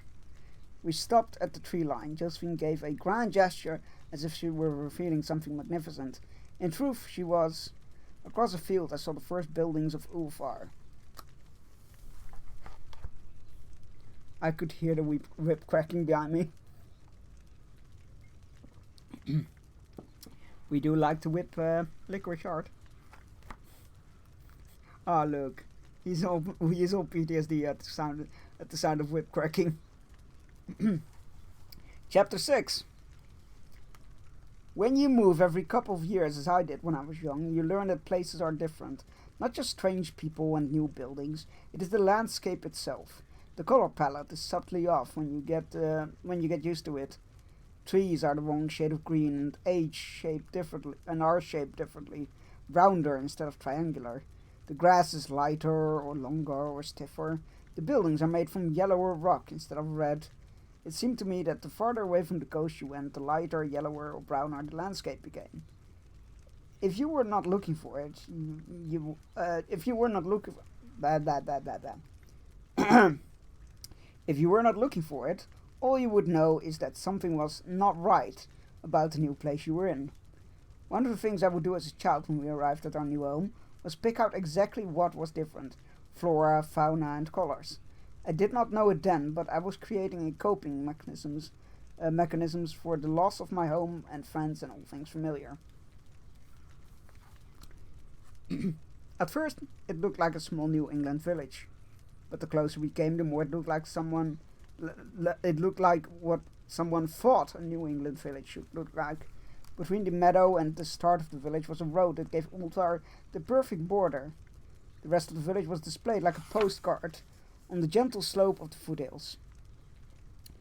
The village proper clustered together in a series of businesses, buildings, and homes. The rest of the land to either side of the village was farmland as far as the eye could see. Behind it all was the mountain that stood as if shepherding its flock below. It was beautiful and not quite right. It was too neat, too properly quaint for a real village. The central area appeared to be laid out in the shape of a cross, with shops on the main street and administrative buildings on the cross street. Sneaking out from the sides were several dirt roads that picturesquely wound their way to the numerous farms and small houses. This appeared to be where the bulk of the people of Ulfar lived, if you judged by the people coming and going. In the center of it all was the actual town square. This was where foolishness led us. Almost every building had some sort of cat motif adoring it, in the form of statues, metal silhouettes, and etched glass. People watched the cat lead us toward a door with a sign emblazoned above it: Einar's place. The cat watched us as well. There were dozens upon dozens of cats in the streets. on porches, in windows, and in the alleys between buildings. All of them looked healthy, well fed, and clean. Several smaller ones, older than kittens, but not quite adults, followed us. There were no meows, hisses, yowls, or trills, normally associated with cats, just a soft murmur of voices from humans and felines alike. Rather than being strange, this felt appropriate, as if it were meant to be. I gave the village and our watchers one last look before I entered Einar's place. After our escort and my patient inside, I found myself in a tavern.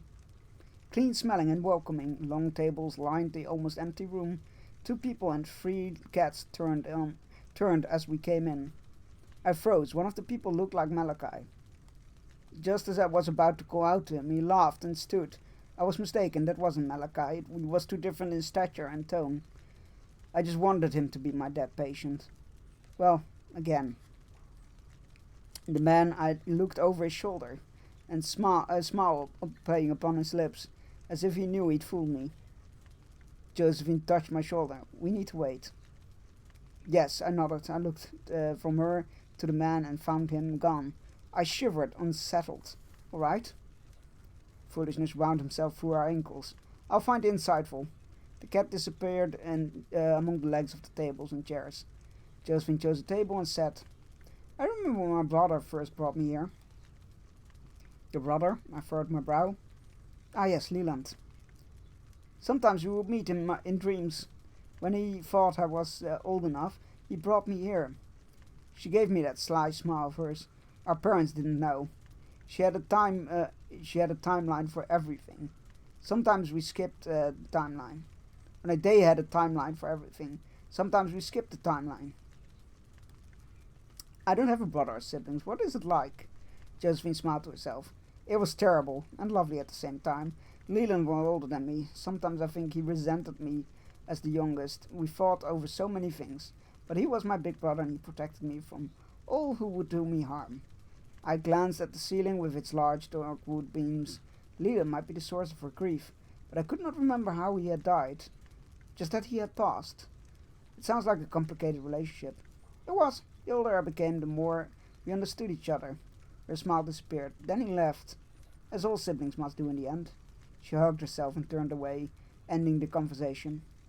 I sat across from Josephine, watching her and letting silence grow until she relaxed to that familiar waiting pose. The tavern was like the rest of the village.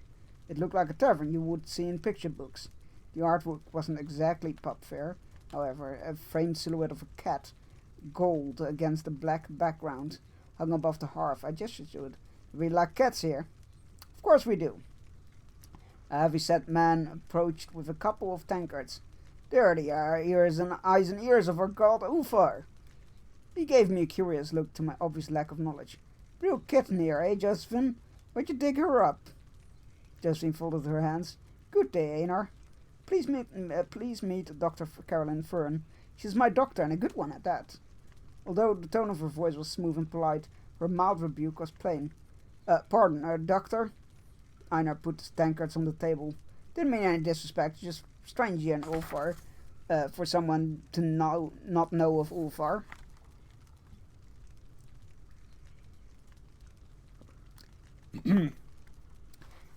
He glanced at Josephine, who nodded at her approval. Ulfar was put on Earth to watch the other elder and outer gods. It is said that if things go too wrong, Ulfar will reveal himself and deal with them. I glanced between Josephine and Einar. Elder gods? He shook his head. We don't say their names. Not even here where we're so blessed and protected. Josephine nodded. So true. I will explain them later. I will explain them sooner. This came from a small, long-haired calico cat, not much bigger than a loaf of bread. She leapt to the table and sat, wrapping her tail around her paws. Einar looked uncomfortable. Anything for you, insightful? The cat shook her head. No, I have business with these two. Fascinated, I watched as the cat commanded the room. Her presence was enormous despite her small body. Einar ducked his head and hurried away. Josephine and Foolishness both regarded Insightful with respect. Welcome home, Josephine. Welcome, Caroline. Carolyn. Hello. Sometimes when Insightful spoke, it looked like she actually spoke the words. Sometimes it looked like she spoke with only her body. You don't have much time, and you have much to do while you are here. Insightful twitched the end of her tail. But it's dangerous for you to be so naive of the true ways of the universe. You speak of these otherworldly gods? Otherworldly gods? Just saying those words gave me a shiver. It reminded me of the spiral I started to fall into while looking at the marks of Josephine's back. Who are they? Your world is but one facet of many. The cat inclined her head towards a ring on the table. I hadn't noticed before. I picked it up and looked at and shocked at the familiarity. This is my mother's. And it will be yours when she passes. I know, I plucked it from your mind. Look at the emerald. The top facet is the world you know, Earth. Do you see the facets on the sides? This one is the Dreamlands. That one is R'lyeh. Each one is a different plane of existence, but part of the whole. As the cat spoke, I found myself not only holding the ring, but standing on top of the emerald itself. I watched the tiny version of me upon the precious jewel. Around me, the tavern persisted, yet became even more unreal. Look within the gem. Do you see the other facets? The elder gods live here, the outer gods there. They want to be on top. Both versions of me are watching the play of light through the gemstone. The facets are moving. Yes. Insightful walked at my side even as she sat at the table before me. The facets move. When the edges of the other planes come into contact, beings of that plane can cross over. When all edges come together. When the stars aligned. Josephine walked to my other side. The gods travel. When that happens, the Order is upset. We, the cats of Ulvar, watch and wait, and try to prevent that from happening. We don't always succeed. What happens when you fail? Madness and death. All at once I was singular again, sitting in the tavern with Josephine and the cat. Insightful lifted her paw and pulled my mother's ring from my hand. With a delicate claw, the ring disappeared as she did so. I sat back and pet the cat that had snuggled into my lap, purring. I don't know when she arrived, but I was grateful for her warmth. I gazed at Insightful's green eyes, the color of my mother's emerald ring. I asked you questions, Carolyn. What are these outer gods? Beings of great power, ancient and alien. The cat shook her head. That is not your question. I flicked a glance at Josephine. She gazed at her clasped hands. What does any of this have to do with Josephine? I must help her. These nightmares, the wounds on her back. Josephine raised her head as I spoke her name, but she didn't say anything. That is the appropriate question. Insightful flicked her ears about as if listening to something. The short answer is everything. That isn't helpful. I tried to keep the irritation out of my voice. I failed. The cat continued on as if I hadn't spoken. The longer answer is this. Your journey here is what will help or hinder Josephine. She has a duty once she's forgotten. For good or ill, you will also have a duty to her. Thus, her burdens are yours. Both of you will need to lose something important as soon as you gain what you need from this place. It is not an easy path you must walk. You already have met the one who will help you.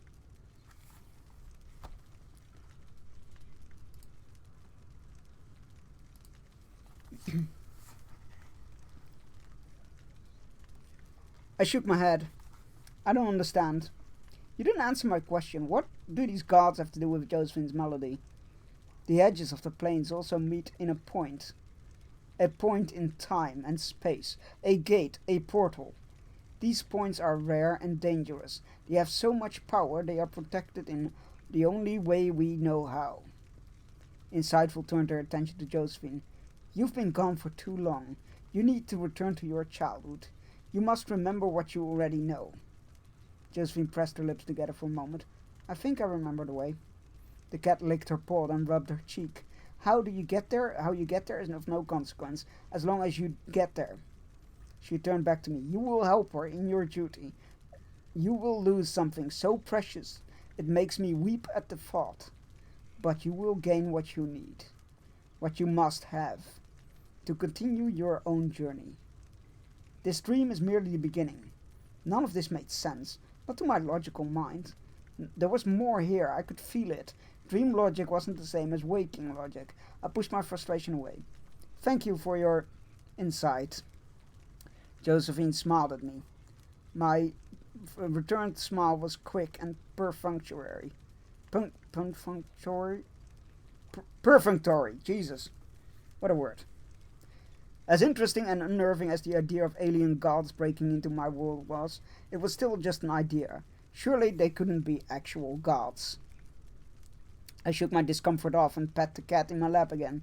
My patient was before me. She was very real, and she said she'd said something I could follow up on. I just needed time and privacy with her. Josephine, I think it's time to go for us. The black cat in my lap jumped down. I missed her warmth and comfort, but it was time to get to work. The cat rubbed against against Josephine's ankle before she looked back at me. In my mind, I could hear her say, "In times of need, think of me." In a rush, I realized the cat's name was Comfort, and she was the reason I'd been taking these most outlandish revelations so well. It was a strange comfort to know that a talking cat kept me from going a little mad. Sir Pounds cameo? Sir Pounds is very comfortable. Oh my god, it's a raid! Another raid! All the raids tonight! Adrena!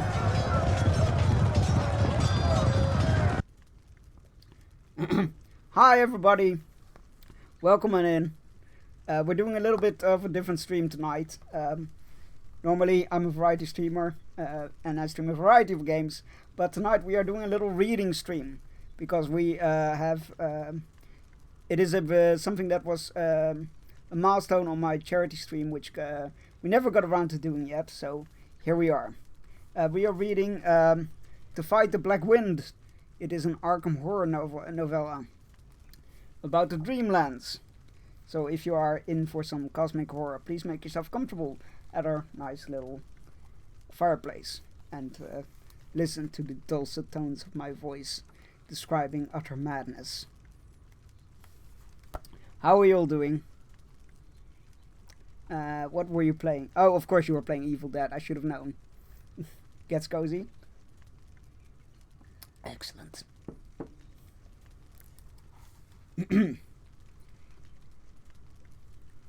It's my main content now. I'm really glad that you're enjoying it. It is a lot of fun to watch you play it. Right. Off we go again. Make yourself comfortable. Get yourself a drink. Preferably a nice hot beverage. Then again, I understood in all of this there was a journey. I needed to take it in order to help Josephine. I was willing to do so, no matter how odd or unbelievable. Josephine and I left the tavern. I realized neither of us had drunk from the tankards, nor paid for the drinks. I wondered if, like in fairy tales, one could not drink or eat in the Dreamlands. In truth, I wasn't hungry or thirsty, but we'd only just begun. Do you know where we're going? I watched Josephine as much as I watched the beautiful buildings of the village that we passed by. Foolishness continued to escort us, even as he took a moment to chase a flock of tiny flying bugs that scattered like butterflies at his half-hearted swipe. Josephine frowned. I believe so. Insightful said, "Back to my childhood." But I believe she actually meant to... She stopped. The idea is right there. I cannot reach it. There's a veil between my grasping mind and the idea of it. Perhaps Insightful meant the place you loved as a child. Her head came up. Perhaps. I could tell she wanted to say more, although not here, not in such an open place. As we reached the edge of town, I halted and hungered next to Foolishness. "Thank you for your help." "My pleasure. Nice to get away from my duty every once in a while." Foolishness bumped his head against my leg. I obliged him with a scritch behind the ears. "Do you have any other advice for us?" "Yes. When you've done what you need to do, return here, if not to Ulfor itself. Return to the glade where we met. I'm sure we'll meet again." "We need to save you again." Foolishness flicked his tail back and forth. Perhaps. Perhaps I'll do the saving. Just make sure you come back to this place. Don't try to leave through another path." Josephine stroked his back. We will. I stood and looked toward the steep, rocky path we were to traverse. Our path was before us, one step at a time. I led the way, wanting to put Ulfar and the talking cats behind me. More to the point, I wanted to speak with Josephine about what she wasn't willing to say in front of the cat. Chapter 7. One of the hardest parts about being in the Dreamlands with Josephine was remembering that I was in a session with her and keeping that in the forefront of my mind. I was so very curious about where we were, I could not resist asking questions. The more I understood about the Dreamlands, the better I believed I would understand Josephine's control over it and herself. With the dirt crunching beneath our feet and a breeze chilling the air, I began with something trivial. Is it safe to eat and drink in the Dreamlands? I noticed you didn't drink what we were served. Josephine shrugged, her breath coming in soft pants. It depends. Ulfar is a safe place. Her response sounded like a ritual phrase. I slowed my pace. I was used to fast walking between patients and buildings and errands. Josephine was not. When she caught her breath, I glanced behind to make sure that we weren't being followed. You were saying something about a place you loved as a child? She nodded, walking with slower steps. I mentioned that I have always been a vivid dreamer, and almost everyone in my family is. We were taught at a young age how to shape our dreams to combat the nightmares. This is not what I expected from such a genteel and well-regarded family. It seemed they did more than encourage the fantasy. You, your brother, your parents all learned to lucid dream? Josephine considered this. Lucid dream. That is an appropriate term. Frederick van Eden, a Dutch psychiatrist, created the phrase in 1913. I read it in one of his papers. I attempted to practice this from time to time. I glanced at her. I've been successful here and there with this session with you. Hey, it's Allure. Welcome on in. We are in the Dreamlands, Josephine spoke with the air of someone stating something obvious. When I dream, I almost always come here. But not lately. Not since I began having the nightmares. Not that I remember. Perhaps that is my problem. I have forgotten so much about dreaming and the Dreamlands. I don't understand how that could happen. It was something I was missing, something important. We were not truly dreaming, were we? We were in a hypnotic session in my office. All of this, around us wasn't real. The fact that Josephine accepted it without question was disturbing.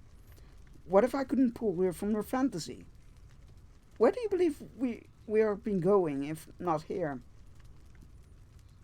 My mind. Only within my mind. What's within your mind that frightens you? I wanted to pull the conversation toward the concept of grief and the dead Thomas Ruggles, but Josephine ignored my question to continue her narrative. From a young age, I have always had friends here within the Dreamlands. Your patient Malachi was one of them. We would meet at the Red House. He felt safest there. Josephine lowered her voice. He was afraid of the darkness that watches. She raised her voice again to normal level. I wouldn't see him in the Red House. It couldn't see him in the Red House. As before, my tongue was struck dumb. Those were the words Malachi had used to express his fear before he was murdered. She had known him. There was no other explanation. How Itinerant man knew was friends with a young woman like Josephine Ruggles could only happen in dreams. I didn't want to consider the implications. Yet I had to. Josephine knew Malachi. Malachi suffered from nightmares and delusions that had somehow murdered him with a physical knife. How could dreams manifest in the real world? The answer was before me in the form of my patient. Through the mind, her dreams were made manifest in her flesh in the form of glyph-like wounds. Yet the mind couldn't bring a wound-covered knife from a dream into the reality, nor leave it behind in a cooling body. That was impossible. This is the dream place I believe we need to go. It was here where I remembered being when I was lost in the Dreamlands. It is a hidden place, a safe haven. Many of my friends from here meet there. Josephine had her back towards me. She pulled ahead, unaware of my distracted state. I forced myself to focus on her. How far away is it? She paused and looked around. We were high in the mountains. Now, I don't know. Only some of this is familiar to me. Josephine stood there, her head turning to and fro as if to get her bearings. I didn't understand. There was only one path, and as I watched her, something bulged out of her back. It looked like a book pressed against the fabric of a shirt. I stumbled and went to one knee. The pain of striking the hard rock surprised me. When I looked up again, Josephine waited, her head tilted at a quizzical angle. "You're back," was all I could say. I pulled myself to my feet as she craned around, trying to see what I saw. I hadn't torn my pant or broken the skin. My knee ached, and that in itself upset me. But the blood on Josephine's back was upset me more. "What is it? What happened?" Her voice was high with panic and fear. She turned around, trying to see what I saw. I grasped her by the shoulders. "Wait," I commanded, as I shifted to look at the blood. It was on the lower left side of her back, where the corner of the book had pressed out of her flesh. I touched it. Dry blood on the fabric scraped against my fingertip. "Does this hurt?" She shook her head. "No, what's wrong?" I pushed harder. "Now?" "No, please, doctor, is something wrong? You have a bit of blood on your shirt where my fingers are." I hesitated. Should I tell her the rest? Yes, I needed to. There was the impression of something rectangular pushing out of your back against your shirt. It startled me.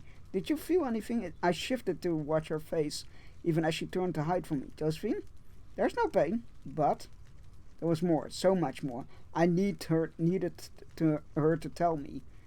I felt something within. It wants out. I squeezed her hand, trying to encourage her. "Do you know what it is?" She shook her head. "No, but I know who would want to know." "Who is that?" Josephine gazed ahead. "We need to go. I think I hear the black wind." She gazed up as she headed up to the stone path. I had no choice but to follow. Every conversation with my patient brought me more questions. For now, I would ignore the mention of this black wind. It was a delaying tactic. I had to know what she was hiding within, literally and figuratively. It seemed I walked. Literally and figuratively, it seemed. I walked alongside her, our pace matching step for step. I was stronger than she was. I could outlast her. I had to. You know two things you haven't told me. If you want my help, you must trust me to help you. We walked on in silence for a good minute. It seemed much longer than that. The more we walked, the higher and colder it became. No longer in rocky hills we were.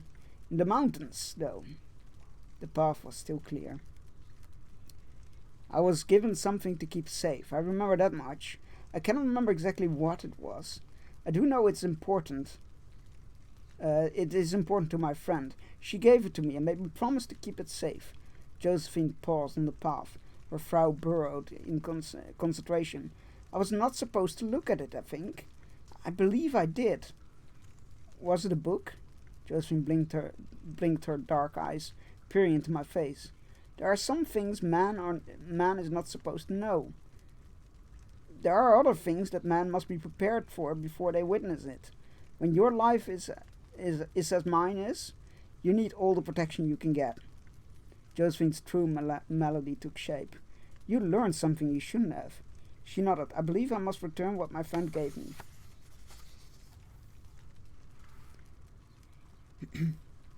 Return to her, give to another. To her, it is my duty to protect it as it protects me. Josephine hugged herself, shivering because of something other than the cold. Protect you from what? Josephine shook her head.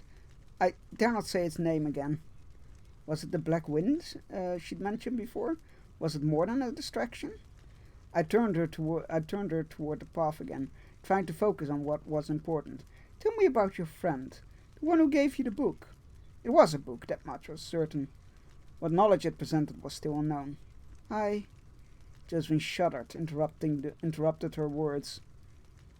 With a visible effort, she regained her composure. She is a child. She is a wise woman. I don't understand. She's a child and a wise woman? What's her name? I don't remember. Why can't I remember?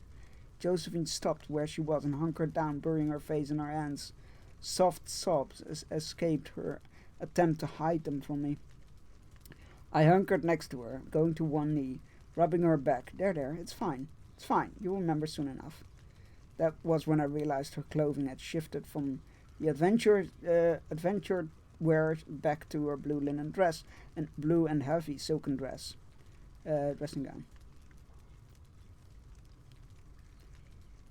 Her admirable control had slipped away. This was the time to push, to get deeper into her psyche. You remember you're afraid of remembering. Why are you afraid? Josephine shook her head, still covering her face. It's time to stop being a child, Josephine. You need to help me, if I am to help you. Tell me what happened. Why are you afraid? The book! I read from the book. I wasn't supposed to. It whispered to me in my dreams. I wasn't supposed to read from it. I was supposed to protect it, and as it protected me. She gasped in pain and twisted, under my hand, the form of a thick book pushed against the fabric of her clothing. I felt the edge of the book dig into my palm. Something whispered to me. I yanked my hand back as if scalded. Josephine surged to her feet and stumbled to the side of the mountain. She leaned against the rough rock, panting. The book was not meant to be read. Not by me. She gave me a piercing glance. Not by you. I stood, uncurling slowly at a loss for words. The book tried to force itself out of her. I felt it. I could not deny it. But what did that mean? Did it represent something that Josephine knew, something dangerous? Or was it my mind playing tricks on me in this strange place? Something hovered on the edge of my awareness, something I did not want to examine. This world, the Dreamlands, they were a figment of Josephine's considerable imagination. Yet I experienced it too. Above us came an unearthly cry. I froze. A nightmarish creature assaulted my mind with its alien wrongness. Bulbous eyes protruded from its horse-shaped head, and its cry revealed sharpened teeth. The sound of its leathery wings beat the air. It was huge. So huge, the largest creature I'd ever seen. Watching it come with its scales and serpentine tail, I could not look away. Even as I wanted to flee, I did not. I could not move. I watched it come at me with talons outstretched, yet I was rooted in the spot. How could such a monstrosity exist? It was like nothing I'd ever imagined, or even dreamt of in my worst nightmares. Part of me screamed to move, the other part stared at my oncoming death like a deer in the bright light. I closed my eyes. Something slammed into me. A moment later I opened my eyes and found myself on the ground, looking at Josephine. She had pushed me back out of the path of the creature's claws. "Shantak, we must flee! They'll dash us against the rocks!" She took my hand and pulled me up behind her. We ran. There was only one path, a winding rocky road, butted against the mountain on one side and a sheer drop-off on the other. Behind us the Shantak screamed and gave chase. Just as we were hemmed in by the mountain, they were thwarted by it as well. There were two of them. They darted in and from the left side, and from behind. They couldn't get close enough to grab either of us. We had rocks to throw and the mountain to keep them at bay. But I didn't know how much longer these would ward them off. I kept Josephine ahead of me. The danger had paradoxically given her the focus she needed to regain her composure. She was the expert of this realm, whether she remembered everything or not. And she was our best hope for escaping these monsters that pursued us. In the distance I could see a stone bridge spanning the chasm. Even though there were plenty of room to flee to the other side, I couldn't see how we'd get across harried by these monsters that should not exist. Still we fled. We had no other choice. We rounded a sharp bend and hesitated. Not more than 100 yards before us was the end of our path. Our choice was a rock wall to put our backs to, or a bridge that crossed the chasm. There were no other ways to flee. Behind us the Shantak screamed again.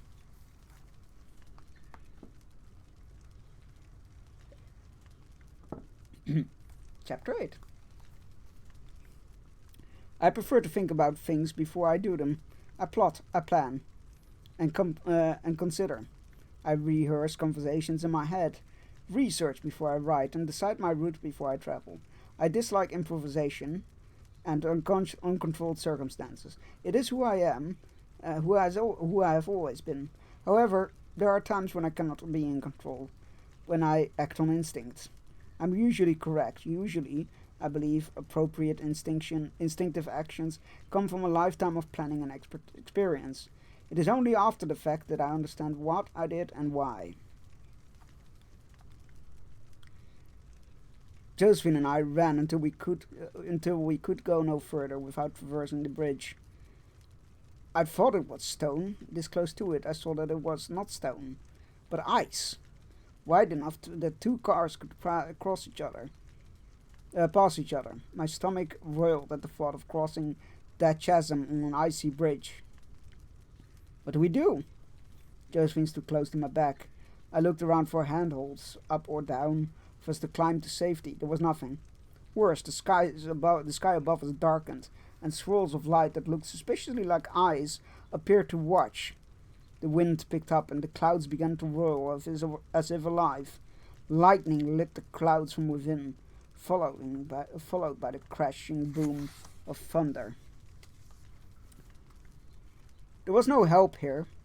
Even the mountain itself had taken on a malevolent quality, looming over us. Our only escape from the Shantak was the bridge of ice. Then I remembered my father's pistol. It was already in my hand, waiting for me to realize it was there. I checked both the magazine and the chamber. I had 6 rounds to protect us. Steeling my resolve, I set my stance and took aim. As soon as I start firing, you get across that bridge. I'll follow. I kept my fear to myself. If I appeared confident, Josephine would trust that I knew what I was doing. I'm ready. Josephine lifted her rope to make sure she didn't tread on it as she fled. Good. Go. I fired my first shot at the closest Shantak monster. My shot was true. I hit it in one of its bulbous eyes. My next shot struck it in the neck. Josephine sprinted away across the icy bridge on nimble feet. I watched as the wounded monster crashed into the mountain, and it flailed its bat-like wings, keening in pain. The second Shantak turned from me to its fallen companion. My hopes for a feral response died in vain.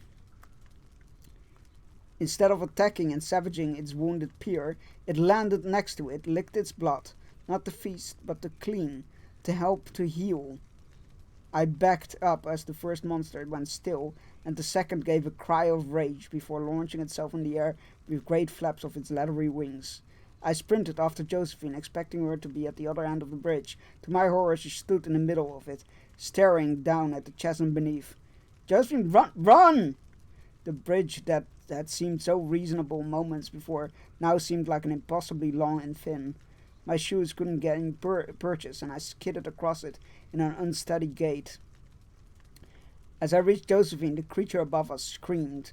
Josephine shook her head, mumbling, "The minions of the Black Wind, how do they know I'm here? How can they?" I aimed a shot at the Shantak and fired, more to scare it off than to harm it. "Josephine, go!" She looked with tear-filled eyes. "They know I'm here!" I fired again, keeping the nightmare creature at bay. "We'll deal with it. Now go!" A deep crack resounded through the chasm. It was the sound of breaking bone. It was the sound of the bridge we stood on, crackling beneath our feet. I looked down and realized that it was bone. The ice had been its flesh. At the same time, I reached out a hand and pushed Josephine towards the other side of the bridge. As soon as my hand touched her, propelling her forward, my vision plummeted far below to the raging river I had not known was there. A boat filled with half-men beings seemed to reach up for me.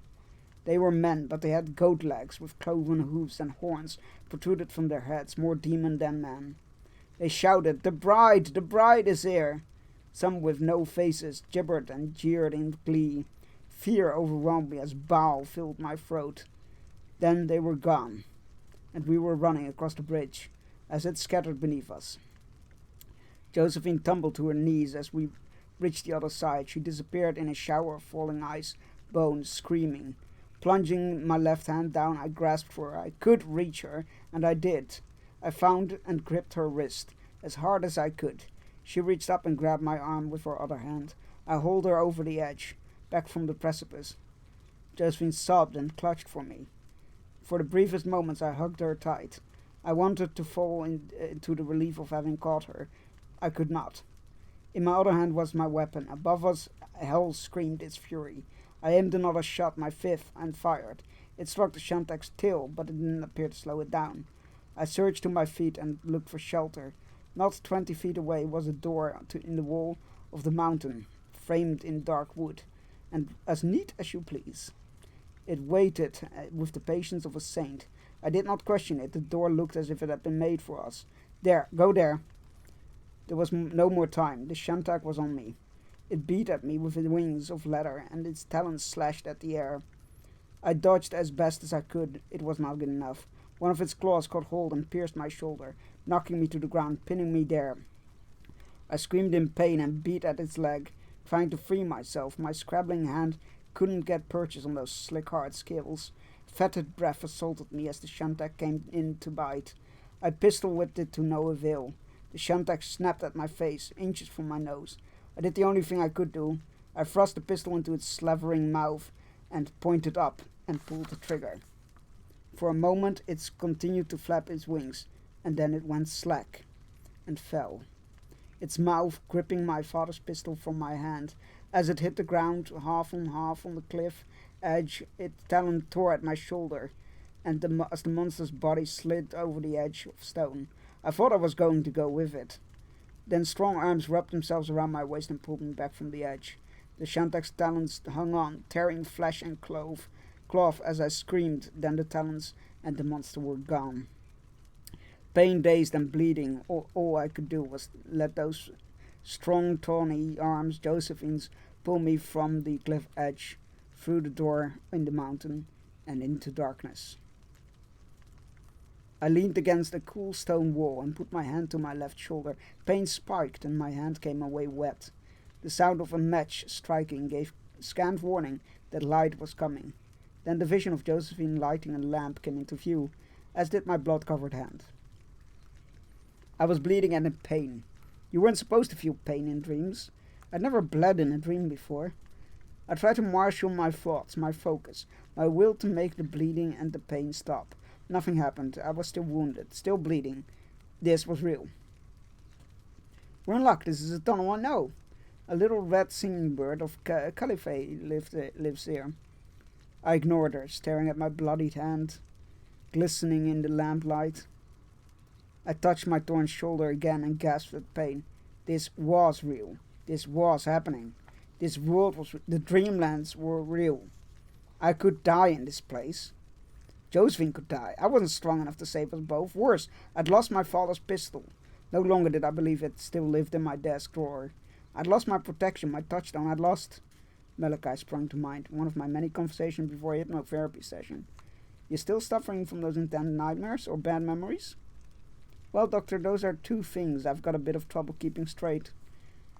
Malachi, let us see what we can do about that. He'd been telling the exact truth, and I hadn't seen it for what it was. Those nightmares and bad memories had been one and the same. In my mind's eye, his hesitant smile morphed into the relaxed state of hypnotic sleep. Then his brow furrowed with fear. I could hear him whispering. Shadow figures stood above me, and blood dripped from their fingertips. I hadn't believed him. I had been so wrong. The ones with curved knives had come for him. Even though he died from one of their knives in his heart, all I could remember were the glyphs drawn in his blood on the wall of his room. When he told me that the shadow figures had taken his last name, the darkness that watches, he told me the truth.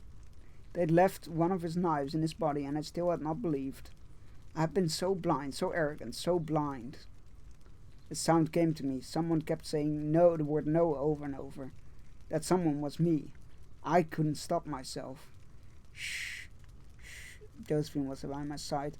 Listen to the singing. Listen to the birds of Caliphate. Listen.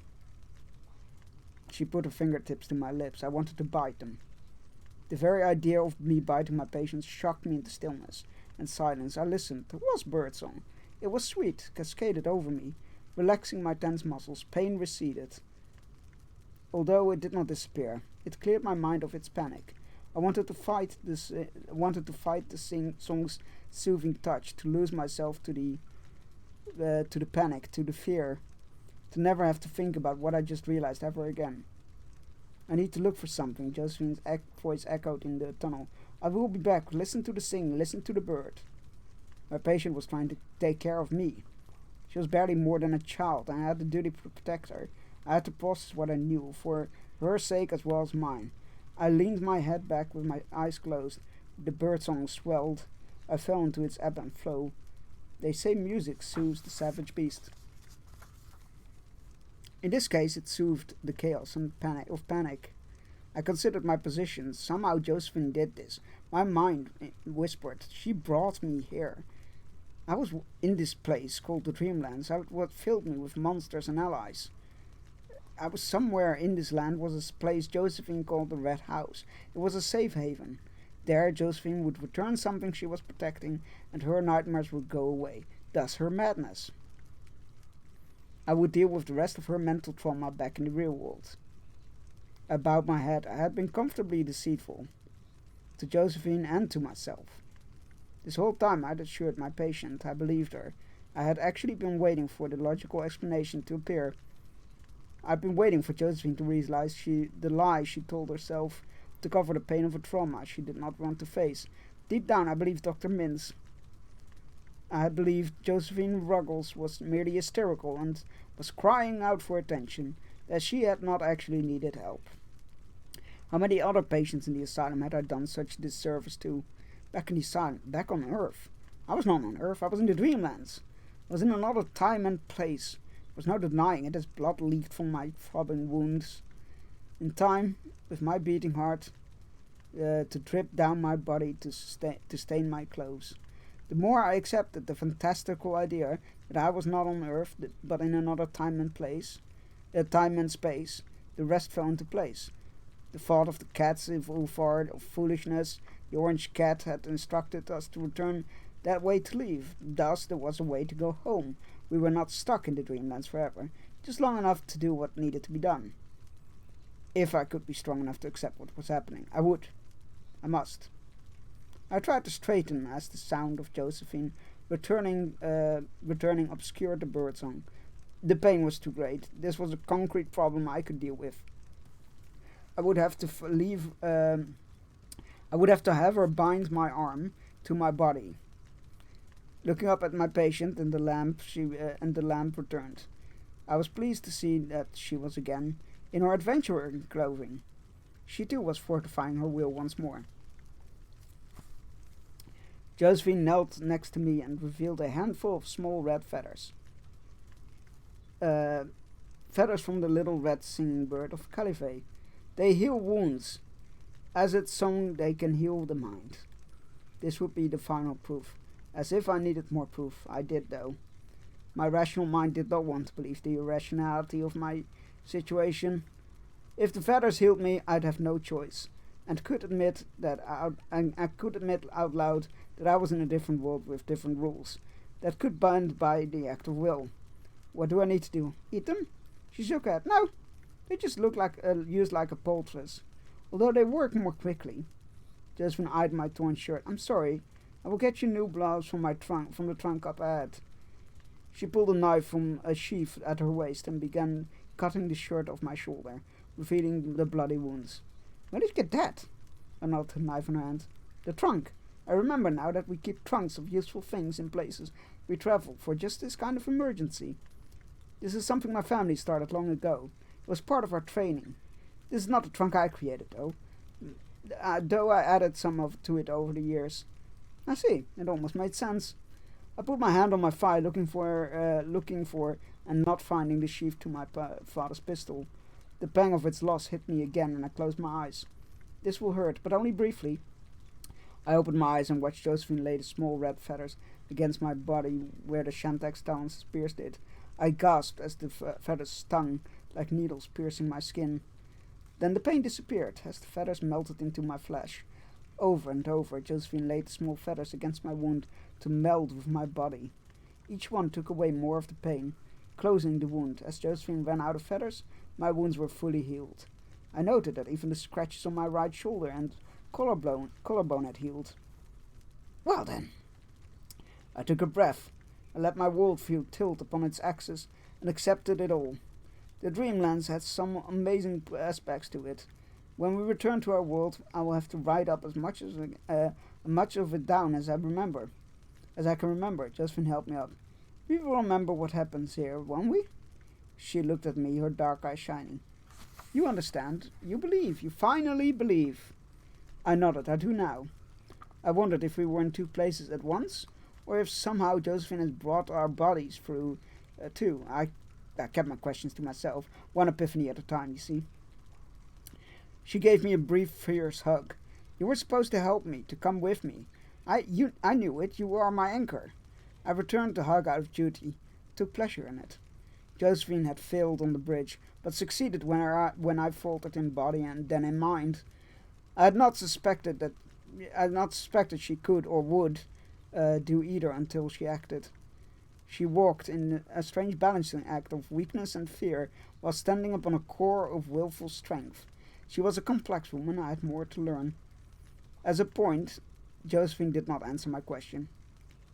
That in and itself was an answer. We probably wouldn't remember what happened here. Or like a dream, would not remember for long. Where's this trunk? Of course. My doctor cannot traipse through the dreamlands in a camisole and torn blouse. There was an airy joy in her voice I had not heard before. I wanted to question it. I wanted the shirt more. Goosebumps covered my exposed flesh. The trunk was there at the opening of a cave. It had all the things you might need for an adventure: rope, light, canteens, clothing, as well as some esoteric things. A doll, chalk, a mirror, rubber balls, and a mask. There was no food. Then again, I still wasn't hungry. I chose a functional shirt that could keep me covered and somewhat protected. I was not surprised that it fit well, as if it were made for me. That was the way of things here. Things would work until they weren't supposed to work anymore.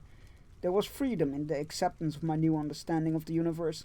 It was so much larger than I had imagined. My point of view had shifted to save my sanity. Already I worked to incorporate the new knowledge into my worldview and my psychological tool chest. Josephine snuffed the lamp. I gave her a quizzical look. We won't need it. I believe I know the way now. Someone else will need this in the future. She put the lamp in the trunk and closed it. The trunk locked itself with a thunk, the leather belts affixing themselves on their own. Rather than be horrified at the living trunk's actions, I was charmed. It would protect its bounty from those who should not have access. I turned my attention back to Josephine, replaying her words in my mind. I examined her face. Was that contraction from fear, or a new level of comfort with me? Or was it merely a contraction? Josephine stood with her hands clasped before her as she waited for my word to continue on. Her face held no answers, not for the moment. I gave her a professional smile, tinted with concern. Oh, it's good to leave it then. While you lead the way, we will speak of this Black Wind and his minions. Her face fell. She cast her eyes on the ground. I touched her shoulder to soften the words. We're still in session. I'm still your doctor. We still have things we must examine. Josephine nodded, fear plain on her face. If you wish. And that is where we're gonna leave it. Because my throat is starting to act up. And it's been almost 3 hours. Which is good enough, I believe. Right. I hope you all enjoyed that. Well, my eye is gone blurry. I hope you all enjoyed that. I sure did. You look tired? Well, it is pretty late, and I have been streaming all day. Literally. And my throat is starting to act up. If you like what you heard, please look into the Arkham Horror novellas. While the small novellas like these are really hard to come by, they have been releasing them in collection books. So please go check those out. They are really cool, light little reads about cosmic horror stuff. And I very much love the Arkham Horror universe. We got a raid redemption for Strikes, so we will be raiding Strikes. Let me get that set up. And yeah, thank you all so much for joining in. I hope you all enjoyed it.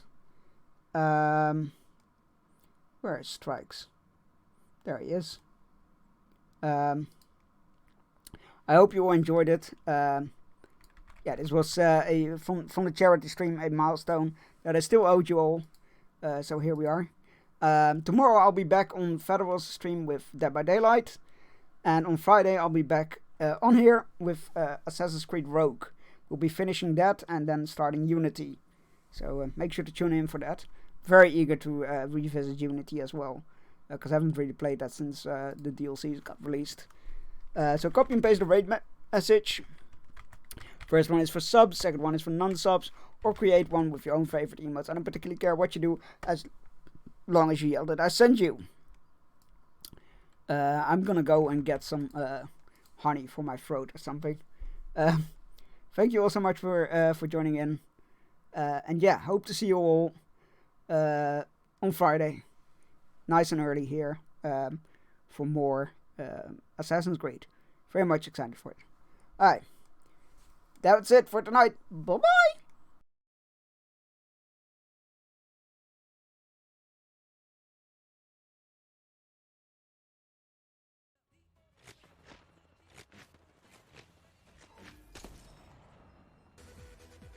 Down to the right.